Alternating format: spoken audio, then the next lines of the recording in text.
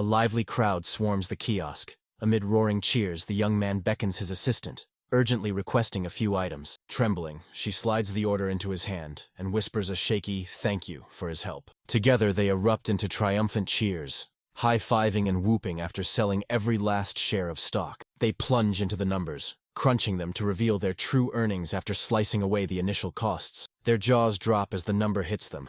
They've earned 1,600,000 yen. The little girl gapes as Sheer weaves his sales like sorcery, declaring him a wizard. She flushes with shyness and rushes out that she's overstating it. Cut to present-day Japan. Shiro suddenly materializes in a forest, staring at a shimmering portal leading straight to his bedroom. He whips around and finds a glittering magical city behind him, while his grandmother's room looms ahead, warped into something he barely recognizes. He remembers the day he first stepped into the house his grandmother left him. When he pried open the closet beside the altar, he unearthed a hidden gateway to another realm. Shrush slams the door shut, convinced it's his mind playing tricks, the stress from his former toxic job still gnawing at him. He flung it open again, jaw dropping. It's real. His grandmother had been hiding a mystery. It rips through her. She vanished 7 years earlier, and officials had already pronounced her dead. As a kid, Shiro relentlessly peppered her with questions about the secret, and she vowed she'd explain it once he was older. The old woman breathed her last before she could share it, but beside a picture she tucked a letter brimming with guidance. Her note sliced the silence. "I'm sorry I kept this from you. I'm a witch from Rufaro." She rips the truth wide open. The closet is a gateway to Rufaro, a land crackling with magic and extraordinary abilities. Savage beasts snarled, flanked by non-human species. The old witch pressed a ring into his palm that flared and snapped his mind open to the world's language, then ordered Shiro to read the 2 books hidden behind the altar. He dives into the stacks and snatches the ring from between the books, but the inscription refuses to show itself. It's unreadable at first. His grandmother's voice roared in his head, pushing him to slip the ring on as exhilaration surged through him. The words snap into place in his mind. A voice inside roars that he's unlocked the skill equivalent exchange. Shira rockets upward, eyes slicing the surroundings for any sign of life. Then the crushing truth lands. He's utterly alone. Like a video game, he unlocks a new power, fills his inventory with fresh gear, and plots his next move. Doubt claws at him on the doorstep. Then his grandmother's voice cuts through the noise. "Everything will make sense once you get there." He readied himself, vowed to leave the next day, and whispered a prayer for his grandmother. At dawn, Shrew launched into his journey, excitement blazing through him, and after a long trek, he arrives at a city teeming with warriors, capturals, and mages strolling the streets. Eyes wide from the sights, he's walloped by a sudden, crushing hunger. The walk left him ravenous. A skewer stall snags his attention, and Shrew leans in, snapping, "What kind of meat is that?" The seller proclaims it's a horned rabbit, asking only 3 bronze coins. The young man blurts a hurried apology, admits he's broke, and the vendor bristles. He imagines the skewer and his mouth floods, ravenous for that tasty snack. A jolt hits him. He realizes he has 4,200 yen left over from the convenience store change. He aches to spend his yen and snatch those skewers. A glowing circle erupted in his palm as Quandre drove the yen he clutched into its center. Eyes wide, the young man lunged to the stall and blurted, "This new coin, it's bronze, right?" And the vendor nodded. Suspicion flickered across the vendor's face, but he shrugged it off and decided she was a traveler from afar. Shiro roars his approval for his equivalent exchange skill, then snatches up 3 sizzling skewers. He devours it hungrily, then cold disappointment slams into him as the flavor proves flat and bland. The young man plunges into experiments, snapping the coins back into yen and realizing he can flip them at will with his power. He vows to get rich, cranks up his experiments, transmuting ever larger sums until he forges a single silver coin. Back at the stall, he brandishes it and asks, "Can I pay with this?" The vendor snaps he lacks enough change. Sheer reels, replaying what happened to Tally's funds. He strides away, burning to scout the area until the market springs into view, and he practically crackles to chat with the locals there, especially in. Shira locks onto how his modern clothes steal every stare, and a shy little girl edges toward him, fingers quivering as she presents a tiny bouquet to him. When he asked the price, she froze, panic flaring in her chest, and snatched her offer back. He plucks a bright yellow blossom, presses 3 bronze coins into her palm, and she freezes, wide-eyed. He leans forward, eyes locked. "For that price, I want the information," he snaps, then cuts to the chase. "What's your name?" The girl Anna strides forward and declares her name. Shira bellows his name and vows he'll return. Anna slams the truth into Shiru. He's in Minorik, a district of the Gillam Kingdom, where bronze coins are worth 100 yen, silver 10,000 yen, and gold 1 million yen. Average monthly pay?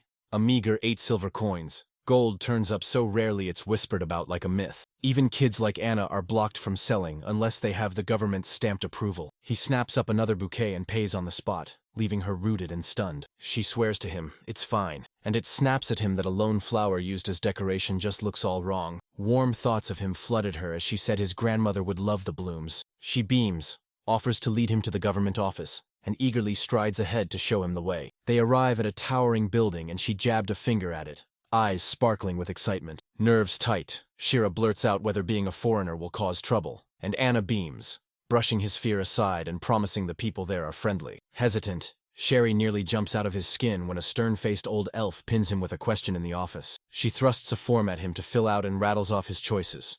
Become a street vendor, hauling goods for 10 bronze coins a day. The same feed threw up a stall. Strike a deal with the shop owner. 3 silver coins a day. Locked into a strict minimum 10-day contract for the shop. Shuru locks onto the stall option and slams submit, sending the form flying. The elf recoils at his own name, blurts that the fee's cheap and instantly regrets it. He's clueless about local costs. Her stern mask melted into a reluctant smile as she conceded it was fair under the mayor's price rules. Then she wished him luck. Sherry's thoughts snapped to her. Then she tells Anna, breathless, that she's stunned it actually worked out. He shot her a grateful grin, thanked her, and made a beeline back to the market. Anna's eyes flood with sorrow as she timidly bows her head to say goodbye. When Sheer starts off the wrong way, she barks a sharp command, sets him straight and jabs a finger to point him down the right path. At the market she leans in, eyes flashing, and demands to know what he'll sell. He storms in with swagger, then rips off the act and admits he's utterly clueless. Spotting his uncertainty, Anna's grin flares as she urges him to grab adventure gear. Putting her plan into motion, Shuru zeroes in on a sorceress, a warrior, and a squad of soldiers. Anna rips open vivid tales of the monsters lurking in the nearby forest. Draw them here. He conjured a writhing tentacle beast surging at him, then seized on her advice. Her heart sank when she realized the monsters were wrecking her flower sales. A grin explodes across his face. He's thrilled he loaded up on so many. Beaming? Anna can't hide her smile as she says she's glad they met. She roasted Shiro, then offered to show him the market. They sweep into a lantern shop and freeze. The owner is a dead ringer. A cat-clopped vendor ran a sleeping bag stall. Inside a knife and rope shop, a woman in a bunny suit bound a man with ruthless precision. Glass marbles glitter in the variety store, and Anna proudly declares this place is something else. Anna kept her promise and tapped her chest. It landed harder than she meant, forcing a surprised cough from her and flinging the young man into instant frantic worry. She snagged Shur's hand and dragged him toward the bustling shops, and he looked at her with warm, tender eyes, imagining how she'd one day be an amazing wife. While on a chat, they jabbered non-stop, words spilling like an avalanche. Shearer hurled himself into a daydream of a lovely wife and a daughter arriving soon. His thoughts shattered when Anna burst out, eyes alight. "What are you going to sell?" Sheer leaned in, breath warm against her skin as he breathed the answer into her ear. The next day, when Shur answered, Anna froze, confusion flooding her. She couldn't parse his meaning. Morning burst in. Shura stretched, excitement crackling through him as he readied his goods, and Anna popped up cheerfully to say hello. Asked if she'd be selling flowers again. She nodded sharply and said she'd risen before dawn to gather the blooms. Shira beamed, showering her with praise.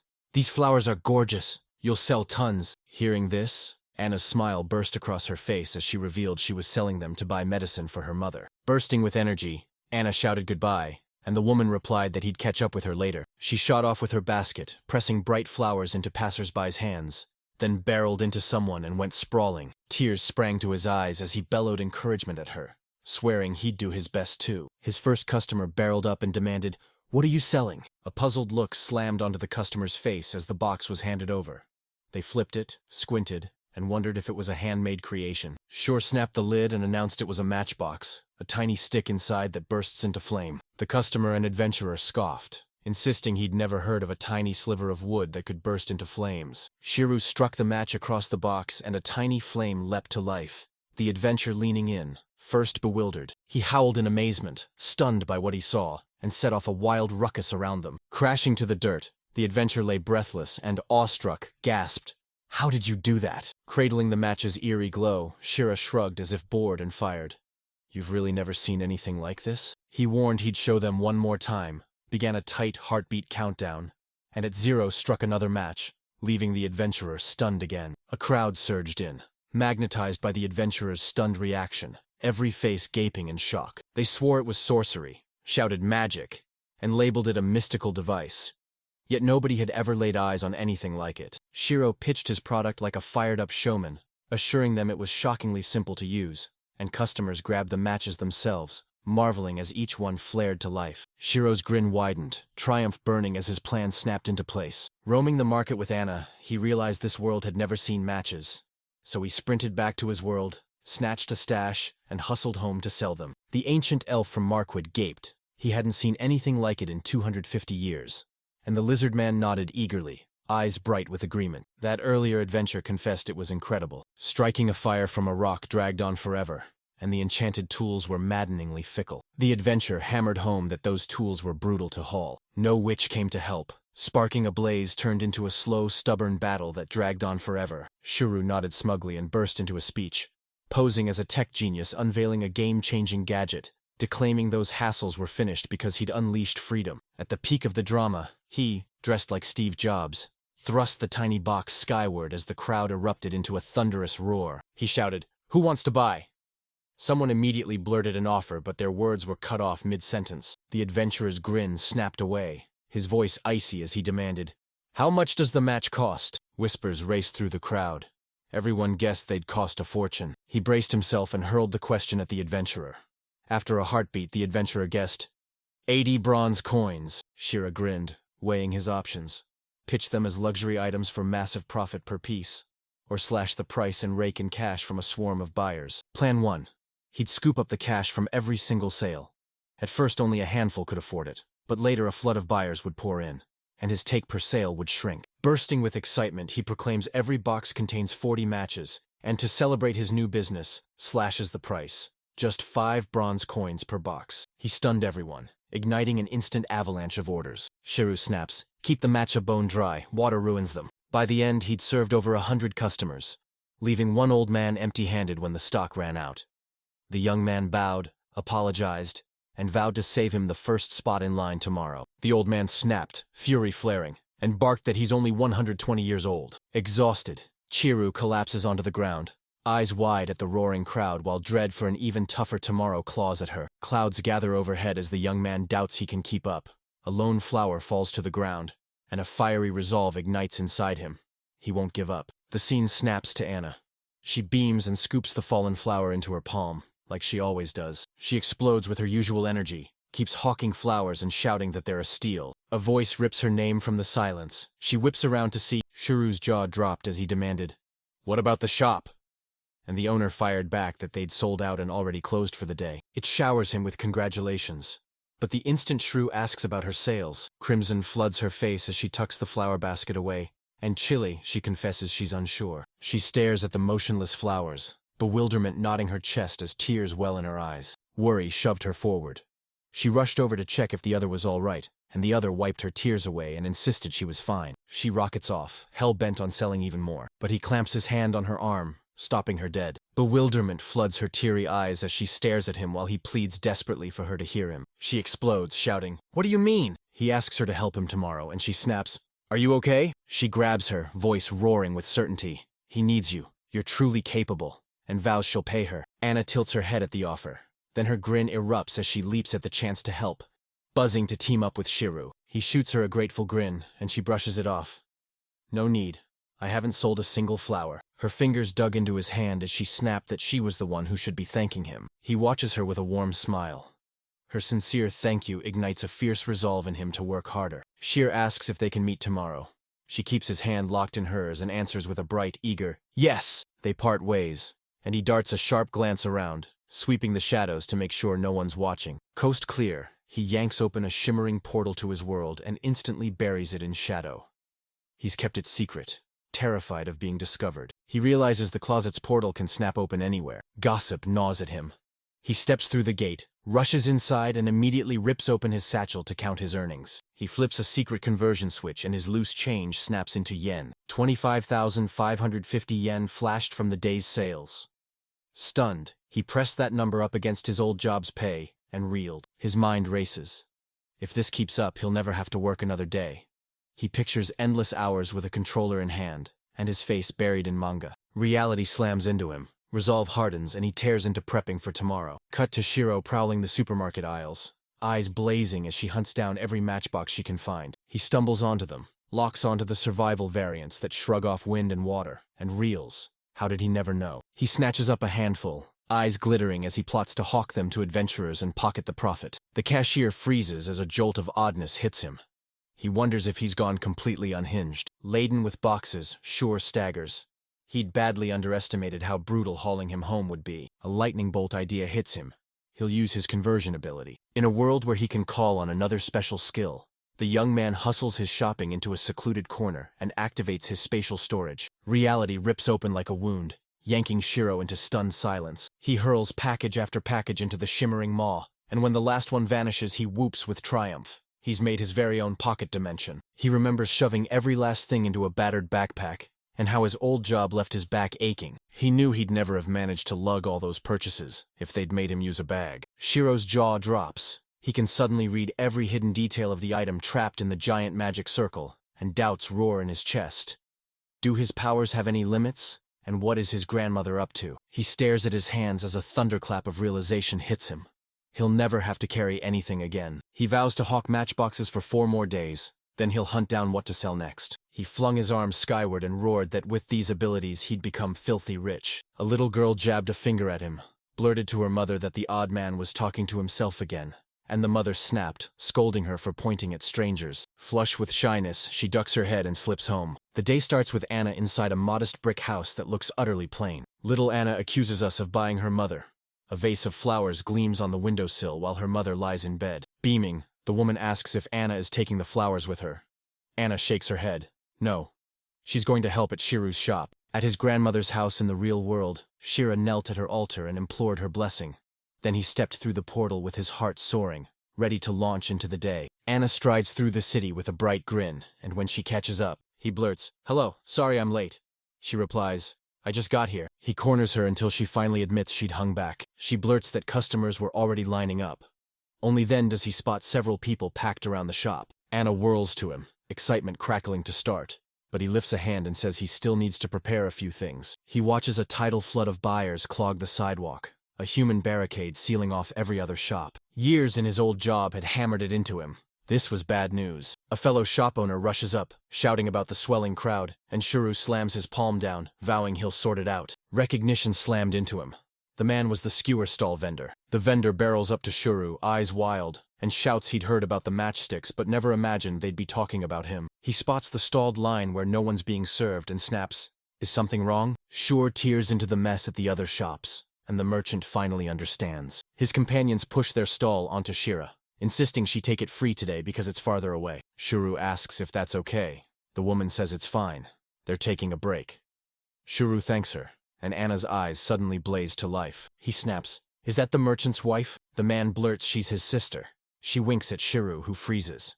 How can they be sisters when they don't look alike? She's a stunning girl. Shiro and Anna navigate a tiny map to the roasted meat shop, and the moment they arrive, the duo scrambles to set up their products. Shira rips into a rapid, no-nonsense rundown of every size and which items to sell. She insists she's got it, but nerves ripple across her face. So he shoots a worried look and asks if she's all right since she's visibly shaky. They fling the doors wide and throw the shop open anyway. A massive line snakes outside as staff apologize for the holdup and shout that they're finally starting to serve. Shrew bellows, "Priority ticket holders, come forward now." He fires a rapid, no-nonsense lesson on taking orders at Anna. She flushes and stammers, but follows his lead. Anna gapes as the box vanishes in seconds despite a long line still waiting, and she pictures the next customer while watching in stunned awe. They gawk, jaw dropped. Could this be the real magic of selling? Closing time looms. Shiro's voice cracks as he bows and apologizes to the customers. They're out of stock. Anna's eyes snap wide in disbelief as Sheer beams and proclaims it's all thanks to her help and the skewer stall owners. He explodes into a fevered count of the coins they minted and every floor he owns. He braced for only 200,000 yen from yesterday's sales. 3 hours later, they'd surged to 1 million yen. He crunches the numbers and realizes the 5 million yen he's clutching equals roughly 490,000 yen per hour. He wonders if that's a millionaire's income. Deciding to slip away from trouble, he hoists his backpack onto his shoulders and nearly stumbles under its crushing weight. Temptation claws at him to tuck it into his pocket dimension, but he hesitates. He won't risk anyone spotting it. He presses a bag of coins into Anna's hands as payment for her efforts. The little girl thanks him, her grin bursting with excitement. He pats her head, urges her to buy her mama a gift, and beams that she was a huge help. Anna puffs up and insists she's the one grateful for the job at his shop. Shira snaps and cuts her off. She shoots him a playful wink and declares she doesn't owe him thanks. She earned it through hard work. They pull a stubborn pout, desperate to show more gratitude, and it makes Shira chuckle. Just then her stomach roared, leaving her cheeks flushed bright red. Shira ripped open a bag, snapped that they'd missed their break, then beckoned her over to share a meal with him. Shuru yanks sandwiches out of Anna's bag. Anna, mouth-watering, blurts, "Is that bread?" She bites in, eyes sparkling as she cries, "This is amazing!" and devours it with pure joy. Shira beams, thrilled she loves it. Mid-bite, they look up as a tall, impeccably dressed young woman with long hair strides straight toward them. She grabs a moment of his time, drops that she's heard whispers about matches, and fires the question dead on.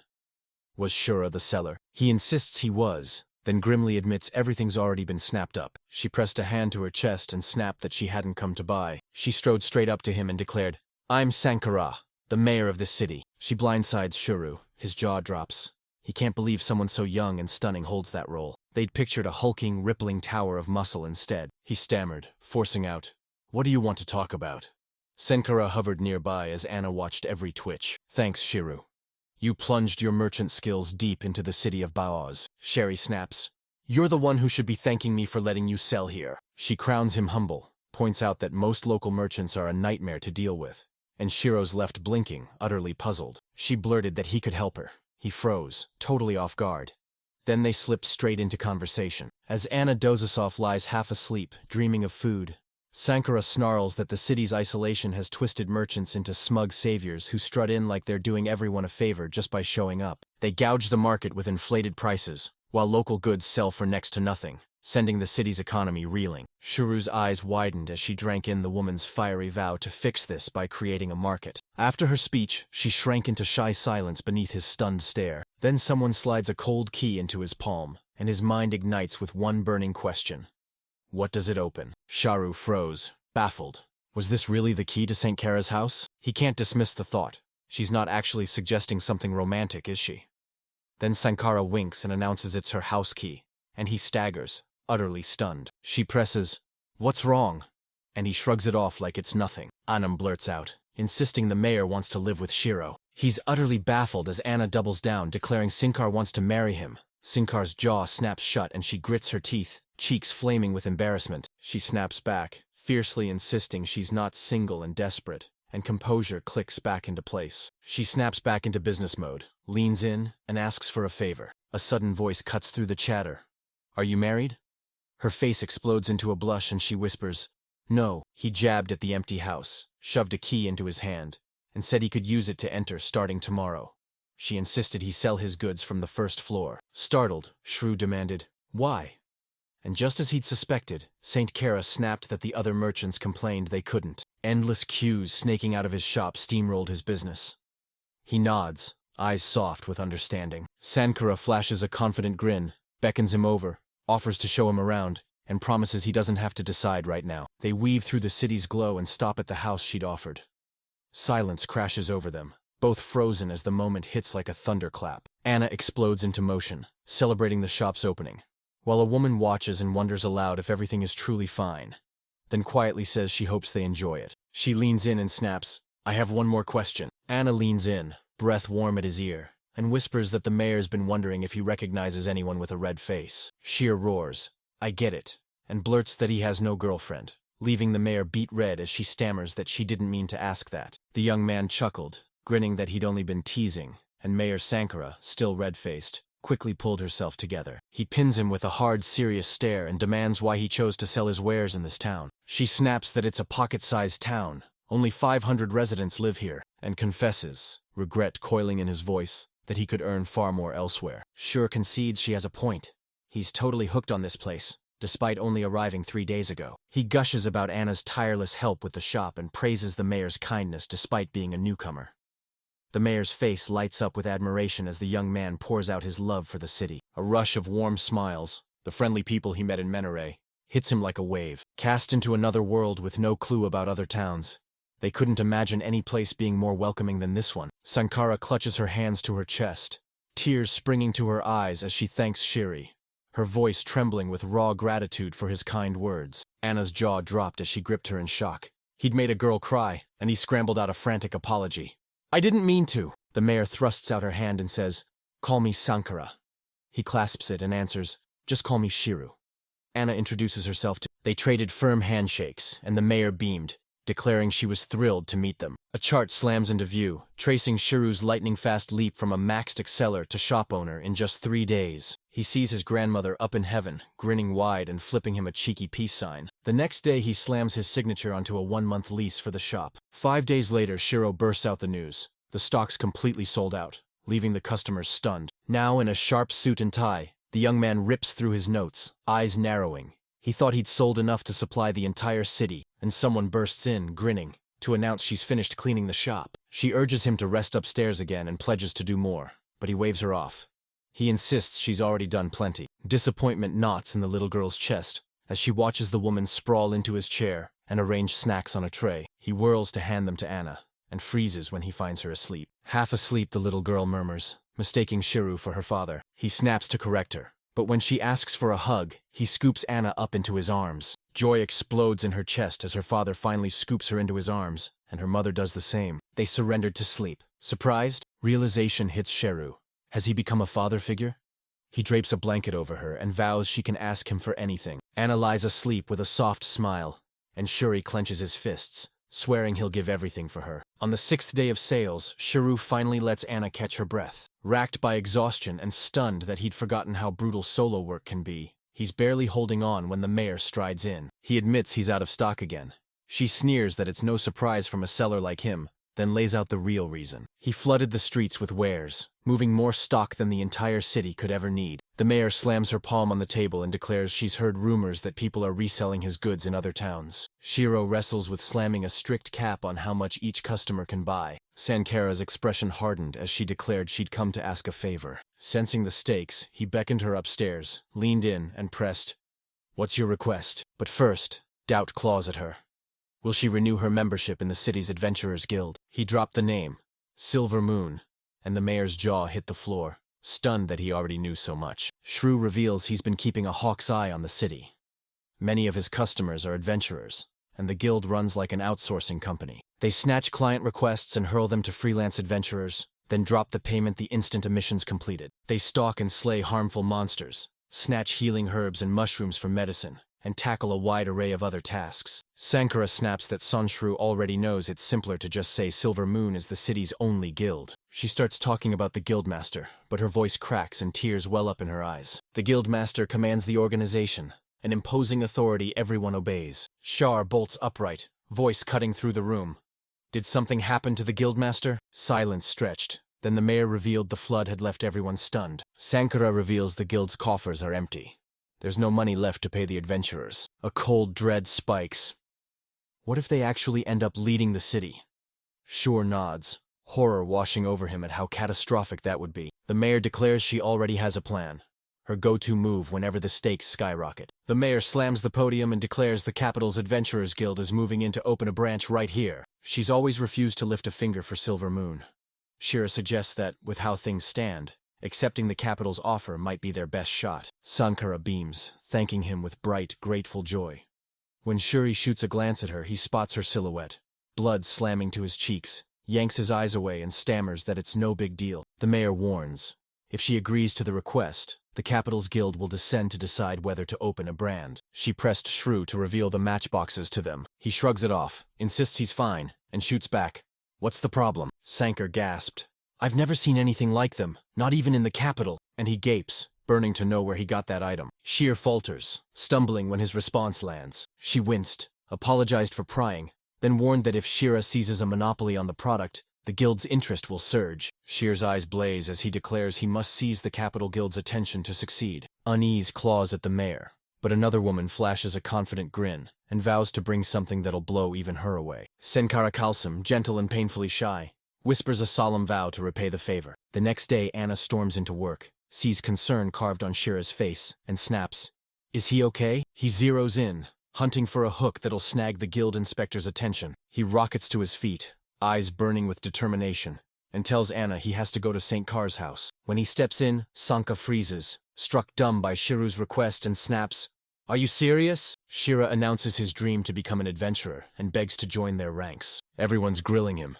Is he really serious about going on missions with adventurers? He snaps yes, insisting it's the only way to truly understand what they need. The mayor's face hardens, his voice deadly serious as he demands to know whether she truly understands the risks. Adventurers here only ever venture into the forest, and we catch a glimpse of the eastern woods where a hulking, shadow-cloaked, wolf-like beast prowls. Shir gives a sharp nod to the danger, then smirks that he might just be the kind of adventurer who collects women. Sankara nods sharply. He agrees. It's the safer choice. She's itching to introduce him to a ragtag band of adventurers, but those notes are driving a wedge between us and the Silver Moon Guild. St. Kara leans in and reveals the guild's substitute master slipped into her house last night, slinking through the shadows. He begged for money with raw, choking sobs, flinging himself onto the floor. Shir freezes, stunned by the brazen request, and snaps, "How much does the guild need?" Sankar answers by flashing 10 fingers. Shira blurts, 10 coppers, then immediately shakes her head, and he leans in asking, 10 silvers? She flat out denies it again, and Shuru bellows in disbelief when he sees his 10 golds, worth 10 million yen, and Sankara snaps at him for being loud. She dropped her head and snapped that no sum that large exists in their small town. Just a tenth of that, and he might have handled it. He'd flat out refused the guild's plea. Crawling back to ask them for help now felt impossible. The mayor's face tightens with worry. Shira fixes on the inkstand at her desk, slams a pen to paper, then slides the finished letter to Shira with a sharp warning. Don't get your hopes up. They traveled to the Silver Moon Guild together, and the instant he stepped inside, a fierce knot of anxiety seized him.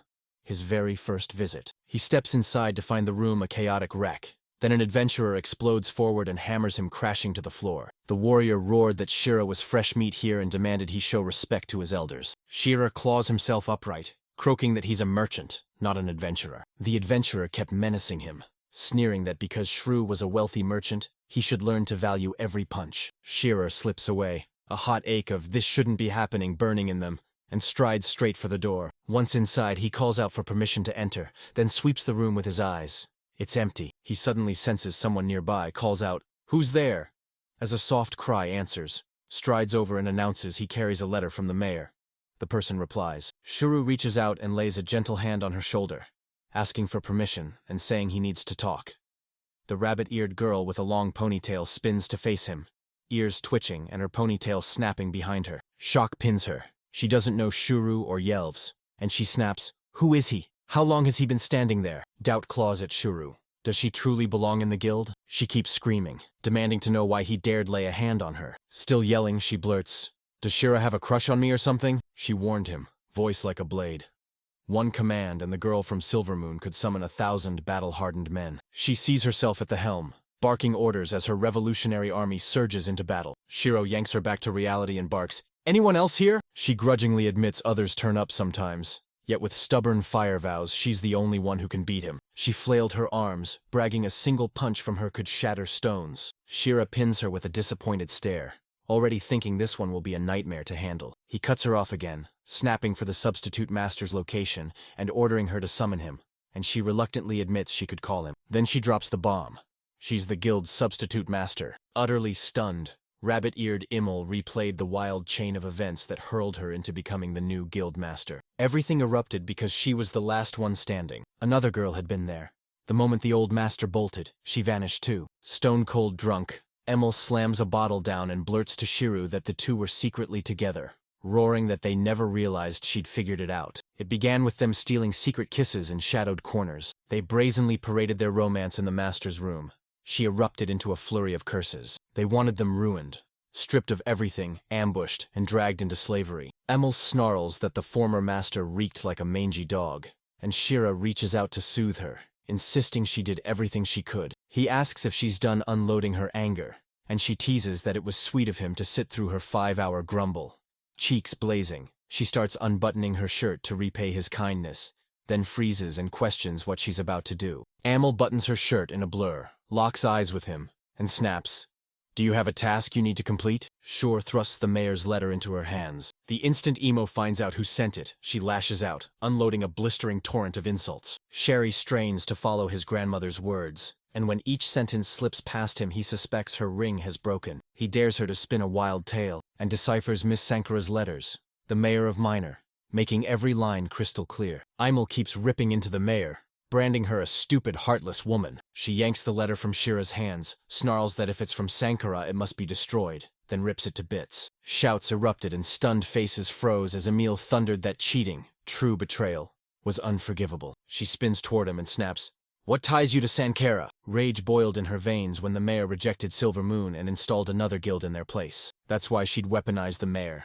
using him without a shred of shame. Just then, Sankara answers with a sharp thunderclap sneeze from her office. Emil fumed that even after dropping to her knees before the mayor, Sankara refused to part with 10 gold coins.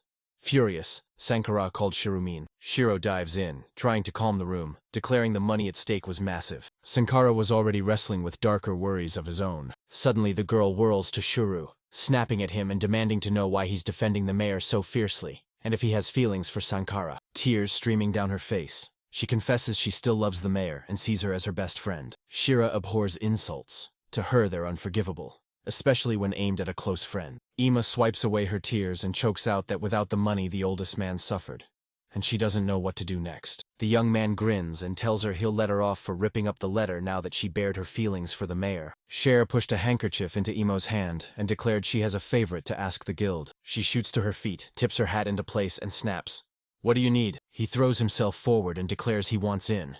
He's joining the mission's adventure. Emil steels herself and vows to file the request. It's brand new territory for them. He hesitates, worried arranging it will be tough, and she beams, assuring him she'll figure it out. She snaps that only one crew fits the bill, a quartet of razor-sharp pros, so it'll cost a king's ransom. She leans in and declares, "We're called Asia Flash." Picture them around a roaring campfire in the woods. A long-haired sorceress and a tall, middle-aged cleric. A young warrior faces off against a merciless captor. Shira plunges into memory, replaying every moment since he arrived in this world, and his mind snaps to the day he first unearthed the portal hidden in the wardrobe, and the day he met Anna, the spark that ignited the wild chain of events that followed. Everything hurtled forward until he plunged behind the counter of the shop the mayor had given him. The Silver Moon Guild's mystery explodes back into his mind. Sheer flashes back to that shocking meeting with the substitute master and Nilla, curiosity sparking while embarrassment burns through him. His thoughts are ripped away as Anna snaps him back to the present, worry etched on her face. She demands to know if he's really going to shut the shop down for a while. Shuru nods and tells her it's only 3 days. 3 days she'll throw herself into living like an adventurer. In grins, Anna leans in, soaking up every word, her nod showing she gets it as she admits it makes her glad, because she's grappling with her own personal issues to sort out. She started to walk away when, with a snap, a tiny backpack rematerialized onto her shoulders. Concern rockets through Shrew, and he asks if something's wrong. Anna soothes him with a soft smile, whispers it's nothing, then pauses as she slips away to tell him to stay safe. After they part ways, Shur strides to the guild and halts before the massive wooden door. As he reaches to push the door open, a familiar figure bursts into sight, Emil, announcing she's been waiting for him and snapping for him to step inside. Shira freezes as last night's memories slam into him, his cheeks flushing crimson as he jerks his gaze away, utterly flustered. Noticing it, Emil blinks and blurts, "Do I really look scared?" Before he can answer, she rushes in and vows she won't tease him. With a sweeping wave, she flips the topic and parades the guild's silver-ranked adventurers, their pride, into the spotlight. Shire's gaze roams the group and locks onto a curious young adventurer perched on a nearby bench, eyes hungry for what's unfolding. Himalgo booms that this team will join Shiri on his mission to gather the special herbs. 2 girls in the group lock their gaze on Shuru, and Emo's mouth snaps shut before he can name the leader. The young man shot to his feet, grin blazing, and called out to Shuru, "It's been a while since we last met." Shur blinks a few times, puzzlement furrowing her brow as she searches the boy's face. Then recognition snaps into place. During this adventure, he snapped up his very first box of matches. The boy strides forward and proclaims himself Liar, the group's leader. He jabs a finger at an older man in clerical robes named Ral. Roll strode forward, a warm smile lighting his face as he greeted Shiro and said he hoped they'd hit it off. Liar bursts in with a crucial detail. Though Roll is a cleric, he's also a fierce fighter who wields a heavy mace as his primary weapon, and despite his gentle nature, Liar warns that Roll must never be angered. He unveils a young girl, Long hair, a cloak, a giant witch's hat, and a staff clutched in her hand. Nesca, the group's sorceress. Liar prods her to speak, and expressionless, she murmurs, "Nice to meet you, Shiru." Liar grins, shy at the edges, and confesses she's a skilled mage. Her magic is potent. It just takes a heartbeat longer for her spells to form. Nesca hoisted her staff, gave Liar a gentle bonk on the head, and hissed under her breath, "Stay out of my business." Liar grumbled, irritation crackling in his voice, "I'm not budging until you speed up your casting." And Nesca rolled her eyes and shot back, "I'll consider it." Liar barely opens his mouth to move on with the introductions, when a jaw-dropping surprise slams into the moment. Someone somersaults in from the back of the room, nails a smooth landing between Liar and Shore, then springs up grinning and bellows, "I'm Keela!" Shore fixates on her with hungry curiosity, his gaze snagging on her feline ears as they flick, and he blurts, "Are you from the cat race?" Liar's grin collapsed. He said, dead serious, that many people, even some guild clients, dislike this race. Keela shoots a glance at Liar and says she finds that odd, while Shura seethes, hurt that anyone could dislike such an adorable race.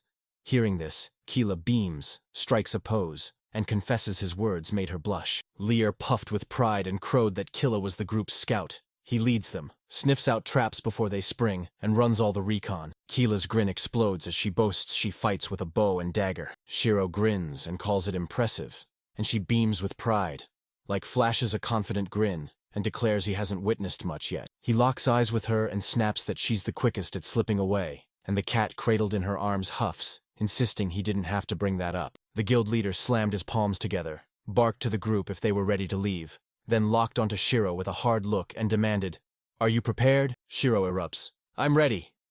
Liar grins, savoring the young man's lively voice as they head into the eastern forest. He storms up to the bar, hesitates a heartbeat, then shoves the door open. A drunk man snaps to his feet, staggers toward her as recognition hits him, then clutches the little girl's face and croaks that her features prove he once promised. Just as the door swings shut, Sheer locks onto the steady, unreadable stares of his new teammates. The monk warrior Rolf, the sorceress Nesca, the scout Keela, and the bold leader, a liar. Lear stares down the coming adventure, adrenaline humming in his veins as he silently begs the road to stay calm and the journey to go off without a hitch. The group snapped into single file on the slim forest trail, Keela out front, each step measured and every eye razor-sharp, hunting the shadows. Young Shuru trembles with nerves. The liar spots it, soothes him, and vows they'll steer clear of monsters whenever they can. Shuru exhales in relief and thanks him. As they walk, Liar snarls that hunting for herbs is mind-numbing drudgery, and Keela grins, holding up a few fresh sprigs. She's already gathered some. A grim whisper spreads. The exact herbs they need are scarce and vanish into the wild, and the monk vows that hauling them back will finish their work. Fear claws at him as Nesca Warren's dusk creeps closer. Liar snaps into action, drops his pack, and pitches camp right there. Shuru's eyes snap wide and she gasps, "Is it too soon to stop?" The warrior flashes a grin and declares, "Rest whenever you can. That's the golden rule for adventurers." Wisdom hits Shuru like a lightning bolt. Tears blur his vision as he realizes his former boss never shared advice like this. Liar barked for everyone to ready the camp. Shuru and Keela raced off to gather sticks. Rolf hacked down saplings with his axe, while Liar struck the matches he'd bought, sparking a hungry fire and boasting to Shuru that they're insanely handy. The cleric glows, voice soaring as they thank your sponsor for the supplies. Liar laughed, claiming he could strike at rich hawking matches in the capital. Rolf nods, voice clipped, and hisses that the Merchant Association could cause serious trouble if they catch wind. Liar chuckles, declaring the cleric's foresight uncannily accurate, and Shuru and the others stare, stunned by the prediction's razor-sharp precision. Nesca storms over, growling about hunger and Liar graze, and barks for everyone to eat after their march across the lawn. Shiryu watches Nesca sink her teeth into a hard chunk of bread, his eyes fixed on the rough loaf and strips of dried meat. I couldn't fathom how even battle-hardened adventurers could stomach such bland rations. Keela shoots him a hungry glance and asks if he's eaten, then clamps down and rips a steaming chunk of meat from the bone with her teeth, holding it out to him. Sheer bows out with a grateful grin, thanks her, declares he brought his own supplies, and snaps his bag shut. Liar watches, curiosity burning in her gaze, and when she reveals the contents, Ralph's jaw drops.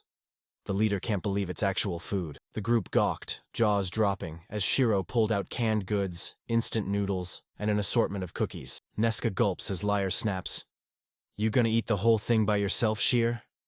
The young man grins and insists he brought enough for everyone. The team freezes as Shire grins and reveals he's road-testing new wares for his shop and wants their blunt, honest feedback. They freeze for a heartbeat, then Liar yells, "Free samples!" The gang roars and surges forward. Liar lunges and clamps onto ramen like a vice. Gila snatches a rice cake. Rolf snatches a bread roll. Nesca rockets in and swipes a cookie. They erupt in delight at the flavors. Sheer watches them savor each treat, cataloging every delighted expression. Nesca crumpled to the floor, belly full, clutching the candy like a relic and vowing to remember chocolate forever. Ralph clutched the crucifix like a lifeline, tears carving tracks down his cheeks as he proclaimed, "It's a holy blessing." They surrender to a peaceful sleep as Nesca mumbles chocolate into her dreams. Lear strides up to Sharu and urges him to rest as well. Sheer confesses he's not cut out for early nights.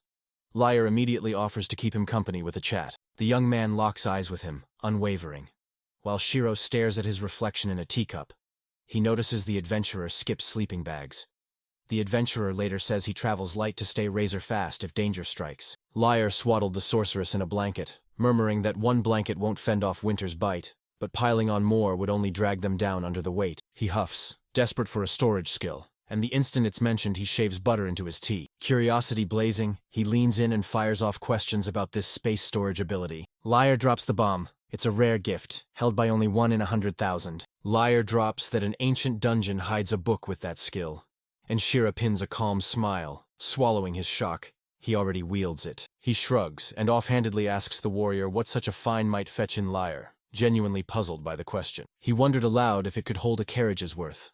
It stood by the mansion as Shiro Palis nodded in agreement. Liar's mitts gleamed just beyond his grasp, a prize he could never hope to earn. A quiet grin flickers across the merchant's face as he plots to drive his skills to the brink later. Shiro mumbles he's off to sleep when Liar's senses flare. She snatches his sword and jolts him. He stammers, "What's happening?"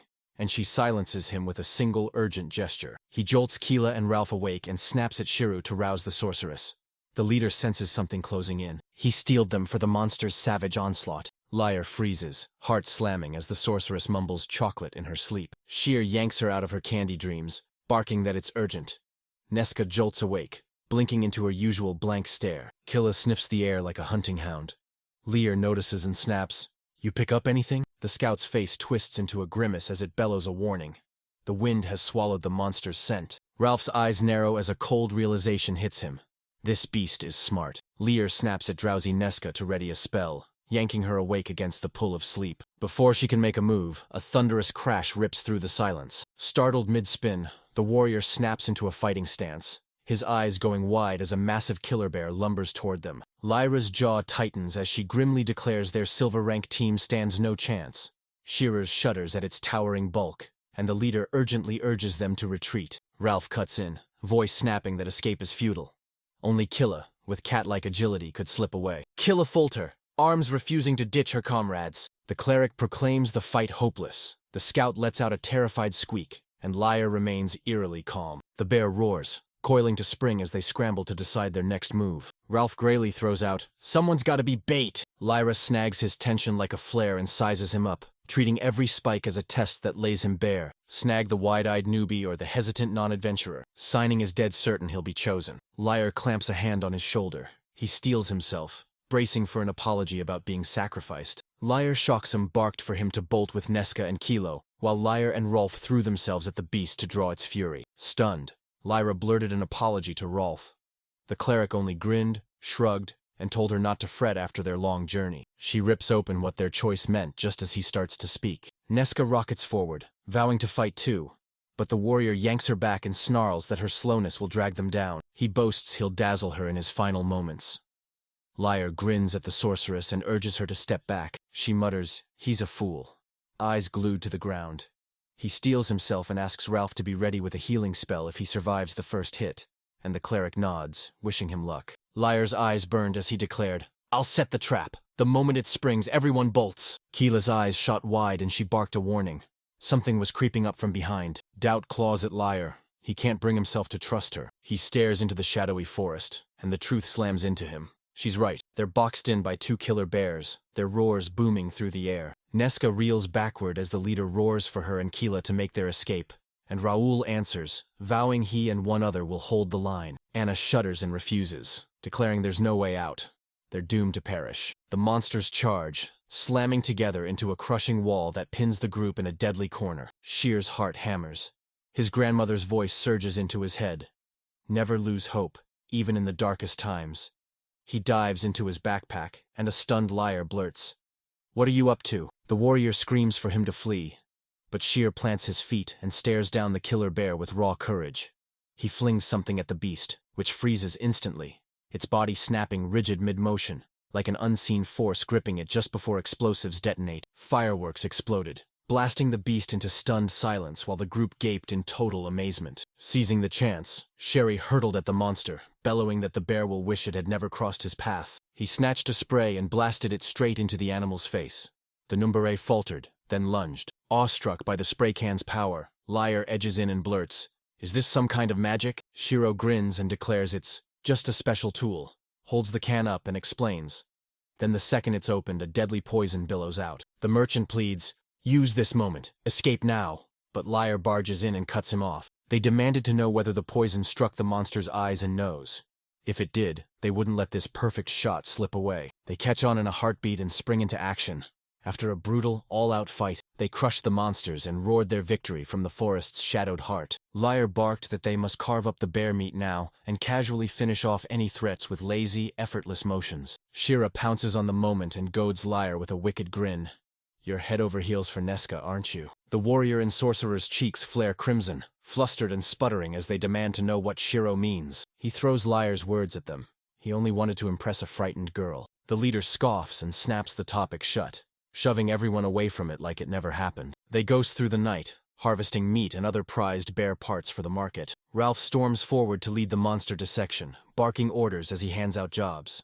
Strip the skin, carve away the meat, pry off the claws. Keela leans in, eyes gleaming with curiosity, and blurts out what they're going to do with the bear's lower bits. The cleric snaps that the testicles can be turned into medicine, then presses her to cut them. Steering Shira horrified right past the site, Lear strides up to Shuru, his stare sharp as a blade, and asks if he can bring up something serious. Liar grabs Shiru, demanding he abandon the herb gathering and sprint back to the city. He jabbed at the dead bear and spat that the merchant would rather hawk the materials now than watch them rot. They command more coin than the rarest herbs. Shiri reels as Liar brazenly stakes his claim on half the spoils. He screamed that without Shiru's item, they'd all be wiped out. Clutching the spray can like treasure, he figures it's worth a small fortune. Shiro Kansem roared the truth. They're all still breathing. Shiro's words melt the Liar's heart. He breaks into a grin and praises Shiro's kindness. Keela skids to a stop, then catapults herself at Shuru, yelling, "You're amazing!" Shuru ducks the hug. Keela hurtled headfirst into the bush as Nesca and the merchant gaped. The sorceress cuts in, her voice ringing, "I think Shiru's a solid guy too." Ralph smirks, daring anyone to disagree. The world needs more merchants like him. Scarlet floods the shrew's cheeks as praise piles on. Shrew hijacks the conversation, pins the Liar with a cold stare, and snaps that he knows they must bolt back to the city. He stepped forward, thrust his hand out, and declared he'd carry the killer bear's materials with him. Liar scoffs at Shira's strength, then he's silenced mid-taunt. Shira unleashes his spatial storage skill, tearing a jagged portal through the fabric of reality. They froze, shock plastered on every face. Shiru met their eyes and bit out, "I'm sorry I didn't tell you sooner." Liar shakes off the surprise and snaps that it's fine.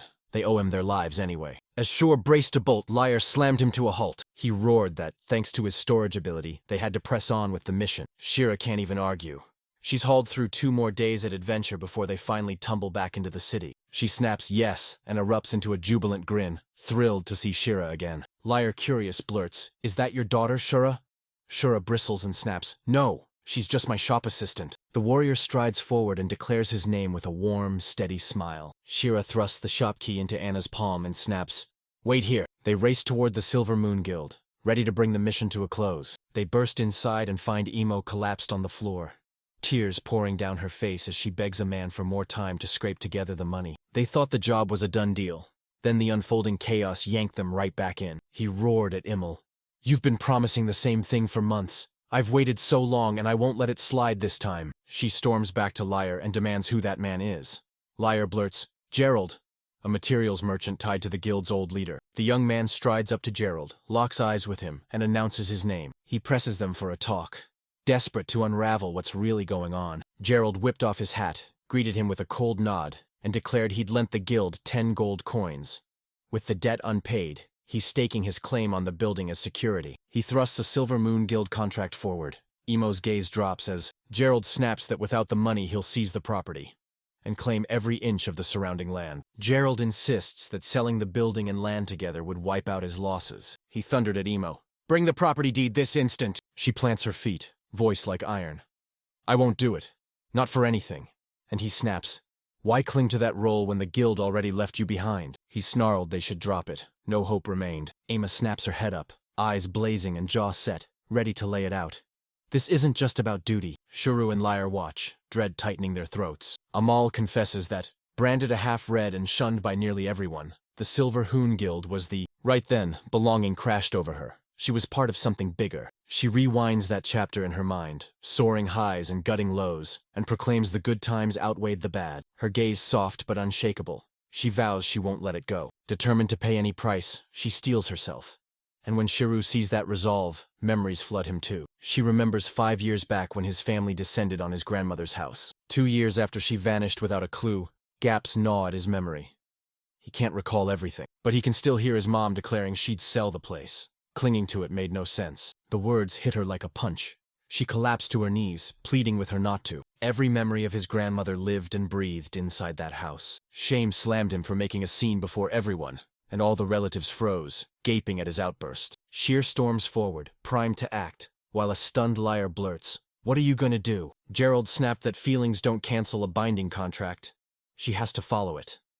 Emo's face went blank and she deadpanned, "I get it," and pull up. The property deed for Majora trembled on the brink, seconds from being thrust into new hands. Before she can even react, Shuru barges in and blurts out he'll buy something from her on the spot. Gerald's eyes snapped wide with raw shock as he hoisted the killer bear's hide. His eyes locked onto the rare material, and its color screamed that it came from a species even rarer than he'd thought. The merchant practically lunged forward, eyes alight, pleading with Shay to sell it. The young man shakes his head with a polite smile and refuses. It's meant for the guild. Amal swallows hard and admits she can't scrape together the cash to buy it. Shiro shrugs and says, "Pay me later whenever you can.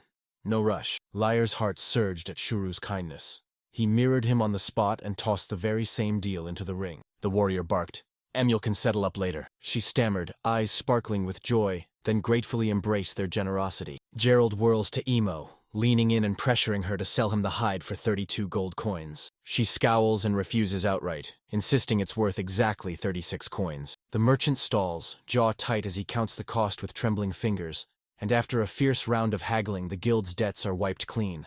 With the deal sealed, Emil still clutches 26 gold coins. The bear's paws snatch 2 extra coins, launching the Silver Moon Guild's haul to 28 coins. Gerald Bid launched his farewell like thunder. Here's the outcome. She taunts that he's already ravenous for their next deal, then fires back that she has one final shot. She snaps into a deep bow, gratitude flashing in her eyes as she thanks him for his help. The group erupts, demanding she give Shiro the thanks she's owed. They were answering the call of duty as adventurers, charging headfirst into danger. Moments later, Lyre cuts in, snapping that they're still waiting for the mission to wrap up. Emil Fries jolted, spun to Shuru and blurted, "You here for the mission too?" He shrugs and asks if he shouldn't be, and she snaps, "Go, your part's finished." Lee snapped, pointing out the whole mission was meant to protect him. He wasn't going anywhere. Emil flaps her arms like a frantic bird, yelping he's safe now and trying to slam the topic shut. The warrior slams the question, "Did you already spend the mission funds?" And Emil reels, words tangling as she scrambles for an answer. Emil snaps, swearing he never misused the money. The Lyre snarls that she must pay up on the spot, and the group flat out insists on 30 silver coins for their work. "All right, I'm itching to know. How much are we talking?" Listen's Lyre insists they couldn't charge less for a task this grave, and the young man snaps that money isn't the issue. He slammed 100 silver coins down and now suspects the extra 70 were a Gilfie. Their gazes snap together and Emil edges away, but Lyre seizes her, bars her path and demands answers. The sorcerer slams her staff and rips a glowing circle into being, a blazing ring poised to torch the rabbit girl, while Keela stands arms crossed, bristling with annoyance. Even Ralph drips menace, and Lyre's fingers crack like a starting pistol as he snaps them and growls, "I can't let this slide!" The group surges at the guildmaster. He bolts, darting and weaving to escape their wrath. A sigh of relief ripped out of him as he realized how lucky he was not to have brought Anna. I'm grateful the emails ripped the mask away and revealed their true colors. Back at the shop, Anna's broom flashes across the stairs as she throws a cheerful greeting at Shuru. Her face erupts into a dazzling grin as she leans in, breathless, asking how his life of adventure turned out. He raves that it's amazing and can't wait to spill the whole story. And she leans in, eyes shining, desperate for every word. He ripped through the story, rattling off every raw detail and admitting the past few days had been brutal. Anna erupts, whooping and hailing his fearless charge straight into the jaws of a killer bear. Cheeks burning, Chiru blurts it was the Azure Flash Squad who felled the bear. He only chipped in a few strikes. She roared she was the linchpin, insisting they'd have lost without him. Then a thunderous knock shatters the silence and someone screams his name. He opens the door, and Sankara explodes into the frame, yanking him into a fierce, instant hug. He buries his face in her heaving chest as she sobs. The mayor, reeling after she defaced a bear during the mission, asks if he's all right. He fights for air as A bursts in. Sankara, he's suffocating. And that warning leaves Sankara red-faced and wildly flustered. Pain explodes in the mayor's throat as it clamps shut, but he instantly releases Shuru, and Shuru gulps air again. He urges her to relax, assuring her the adventurers kept him safe. And relief floods her as she lets out a shaky, grateful sigh. Calm settling into her bones, she leans in and presses. How did the mission go?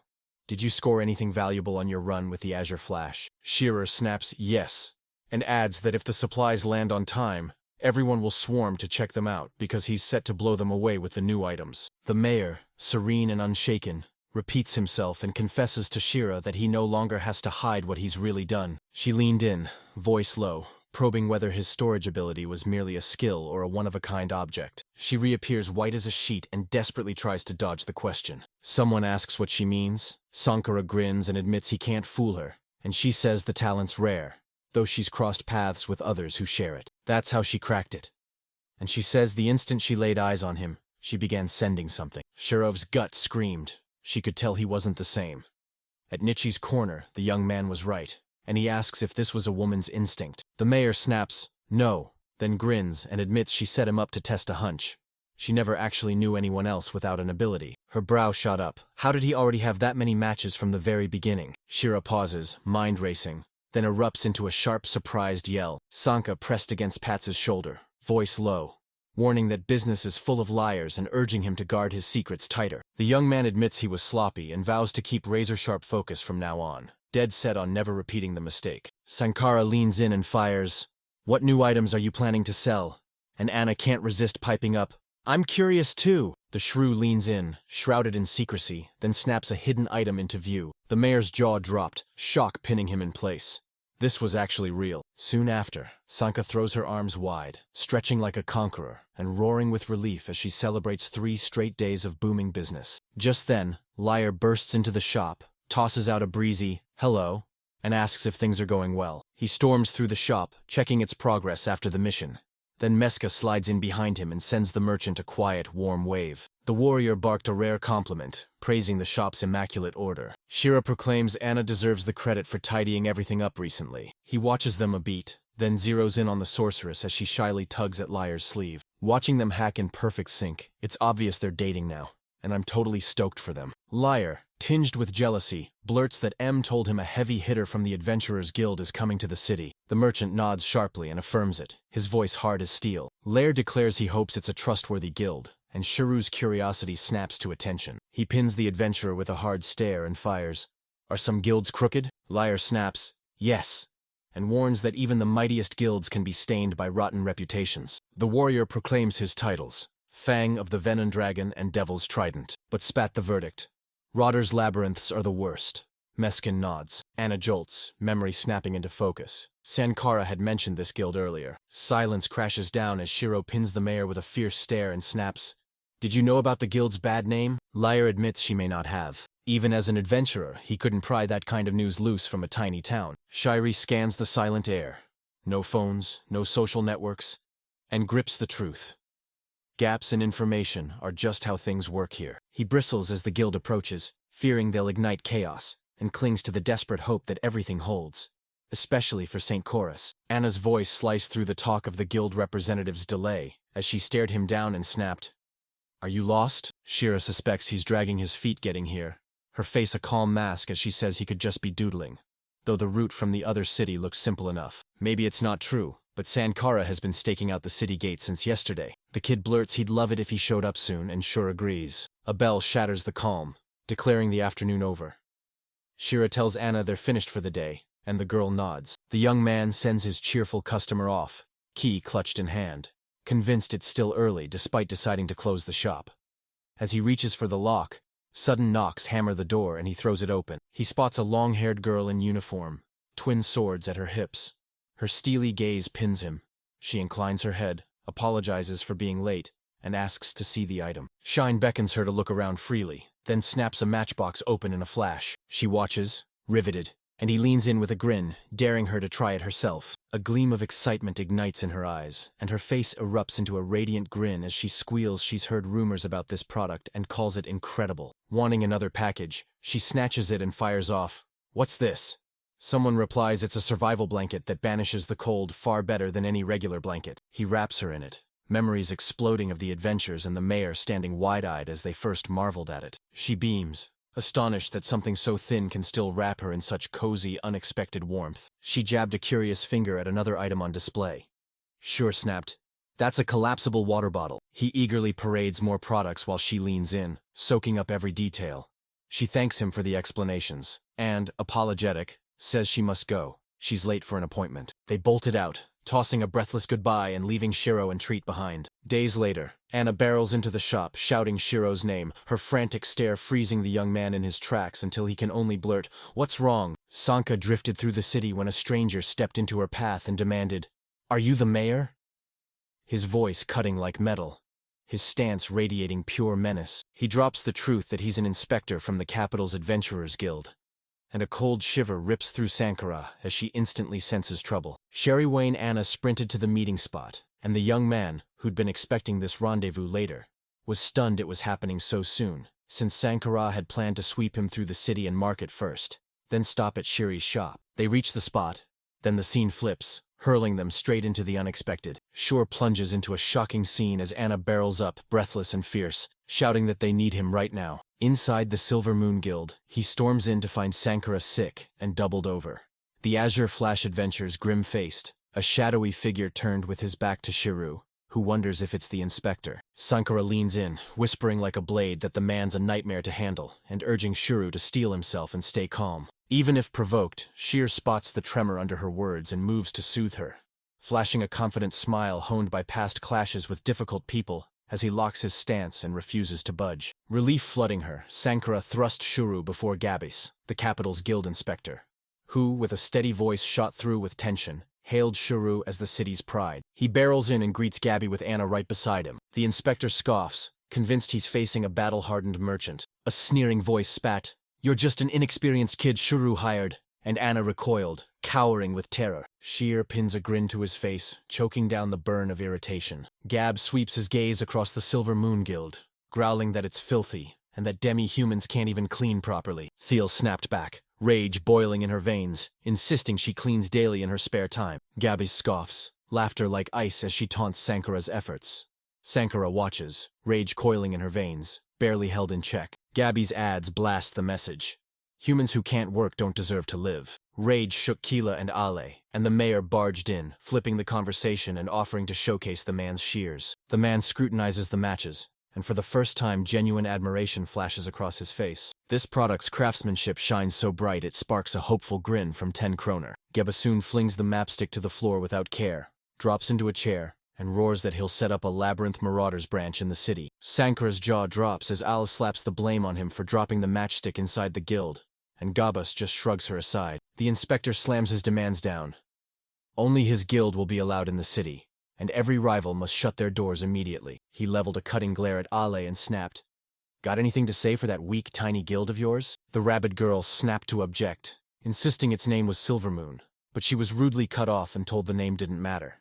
It should just shut down. A furious Mill barrels at him, but Sankara yanks her back as the inspector keeps firing off demands, insisting on a full tax exemption. He scoffed that the tiny city offered no profit and vowed to scrape together the funds to forge his new guild. He slams down his demand. He alone will sell the matches and Shira's entire stock is his.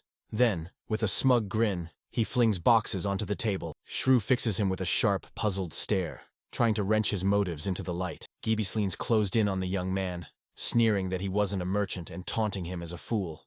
The inspector's blood boiled, fury snapping him tighter. He swaggered up and proclaimed he'd buy out every last unit of the store's math stock. Sanker lunges to step in, then pivots to her with a haughty sneer and snaps, "What do you want?" The mayor stands unyielding, refusing to greenlight exclusive sales even if it would help the city. Gabis scoffed at her innocence, declaring that NRY's remote location strangled its trade, but his guild could flood the kingdom with goods.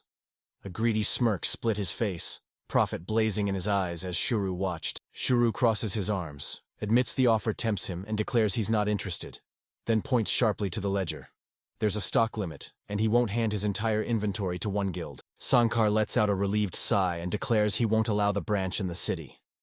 Gibis's face twists into pure, blistering rage. Rage boiled over. He flung a glass bottle at Sankara. It whistled past her by inches, and he roared, "Who do you think I am?" He proclaims the city's guild already doomed, watching the liars ignite Simmer's fury. Shiroan stormed in, sucked in a lungful, and ordered everyone to pause. He jabbed at the nearby forest, warning of monsters and pointing out rare herbs, proclaiming the city's location priceless. He proclaims that adventurers use it as a base. A cruel, mocking laugh ripped from him. Then he yanked Sheru by the tie. She sneered, "You're an idiot," and blasted the city's adventures as pathetic, utterly void of any potential. They claim big cities bleed them dry, so they swooped into sleepy towns, hunting spots with almost no competition. Neska Gross seethed with fury as the liar flicked a hand, signaling her to stay calm. Her aura surges like a titan waking, crushing the air so everyone staggers beneath its weight. Givas won't stop taunting, sneering that the city's worth is laughable and igniting the mayor and Mel's fury. He then zeroes in on Shuru, forcing the question. What will you do now that a branch in Minish could save the city? It thrust its future squarely into Shira's hands. The young man begged for a heartbeat to think, then snapped, "No time to waste." The inspector's grin curled wickedly as he jabbed a finger at Anna and sneered that one nod from her would let him swap the little girl for someone truly skilled. Shira freezes into silence for a heartbeat, then Isley bursts out, "What did Gib just say?" Convinced he's won, Gabis sneers again that he can replace the worthless child and dirty demi-humans with proper workers. At that, Shears corralled the furrier rubs, then he unleashed a brutal punch into Givis's face that sent him crashing back. Shears staggered, howling with rage, and charged the man as everyone around gaped in amazement. Amid the heated exchange, Sheriff was struck by a familiar jolt, the same hollow surge he'd felt when he left his job. Back then, the boss relentlessly tormented the new worker who idolized him. Until Shore snapped. Gabis echoes words, hurled by his old boss as rage tore through him. He unleashed a thunderous punch that catapulted the inspector into the air. The Azure Flash team gapes, frozen in shock, as Email stands a few paces away. Visibly shaken, Sankara strides up, and with a brittle cheer, fires off a question. Are the Gabis acting strangely toward her? The mayor hesitates, then, voice cracking and cheeks burning, blurts out that Gabas groped her. Rage hardens Shur's face as he yanks Gebis by the hair. Sankar pleads with him to stop, insisting it's not worth it anymore. Cleric Ralph barrels in, bellowing Shuru's name. Shuru whips back, seizes Ralph's offered aid, and keeps hauling the inspector onward. He replayed every move from the day he stormed out of his job, each memory slamming into him like thunder. With Ralph's backing, Shira hoist sold us out and barrels headfirst into the guild's counter, the impact sending the ground trembling. Shira stands tall, roaring that he despises violence, but he won't. Don't you dare let anyone disrespect his worker. Instead of exploiting the mayor, Sankara and Anne are struck by emotion, their eyes flooding with tears. Sheer slams another kick into Gabis, sneering that he's far too weak to stay quiet about this. A rush barrels over and pulls crying Shiro into a fierce embrace. Rage consumed Gabis as he sprang to his feet and bellowed that he'd take revenge on the city, bragging loudly. Gaba storms the scene, brazenly claiming he's the leader of the Labyrinth Marauders and unleashing threats at everyone. Saint Carré locked him with an icy stare and demanded, "Are you ready to start a war with my city?" The mayor vowed the moment this blows up she'll haul it straight to the territory's ruler, Marcus Bashar. Color drains from the inspector's face, his words choke out, and he reels backward, trying to retreat. He offers a deal, prioritize him in match sales, and he'll erase the incident from his memory. Shira yanks hard of hearing, snaps that Gabis must be deaf since he's not listening. Shiryu snarls a flat-out refusal, and warns that any funny business will raise Gibis's guild, as Sankara and the adventurer plant their feet and stand unshaken. Shiro's roar shattered the air as he bellowed, "Do you get it?" Gabis dropped to his knees. He begged for a deal. She shot back that he'd have to be far more selective about his business partners from now on. Gaba Schiff's skiers insisted on discussing the guild's branch. Sankar tosses it aside with a lazy shrug. Liar erupted in savage laughter, sneering that Gibbos's greed had left him empty-handed. The inspector snapped at Liar to be quiet, fury boiling as he spat venomous insults and branded him a feeble adventurer. Lear yanks Gabus by the collar and slams a hand over his mouth, silencing him. Shiro pleads with Lair to avoid violence, but Lair snaps back that Shiro hit Gabus too. He lunged, his boots smashing into Skibbus as he spat, "Useless!" The warrior jabbed a finger at the capital, then stormed off, seething. Liar, Emo, and Ralph Grumble refuse to settle. They hunger for more. The mayor waves them off with a sly grin, urging them to drop it. Sankara glance looms above like a sheer roof, ready as their backup. Sudden knocks slam the door and yank Liar to attention. He groans, convinced Gabby's back. He yanks the door open to find the girl who'd once dropped by Shiru's shop standing there. She pleads to be let in, saying she knows the mayor is inside. That pulls her in. Shore's eyes flare. He knows that face.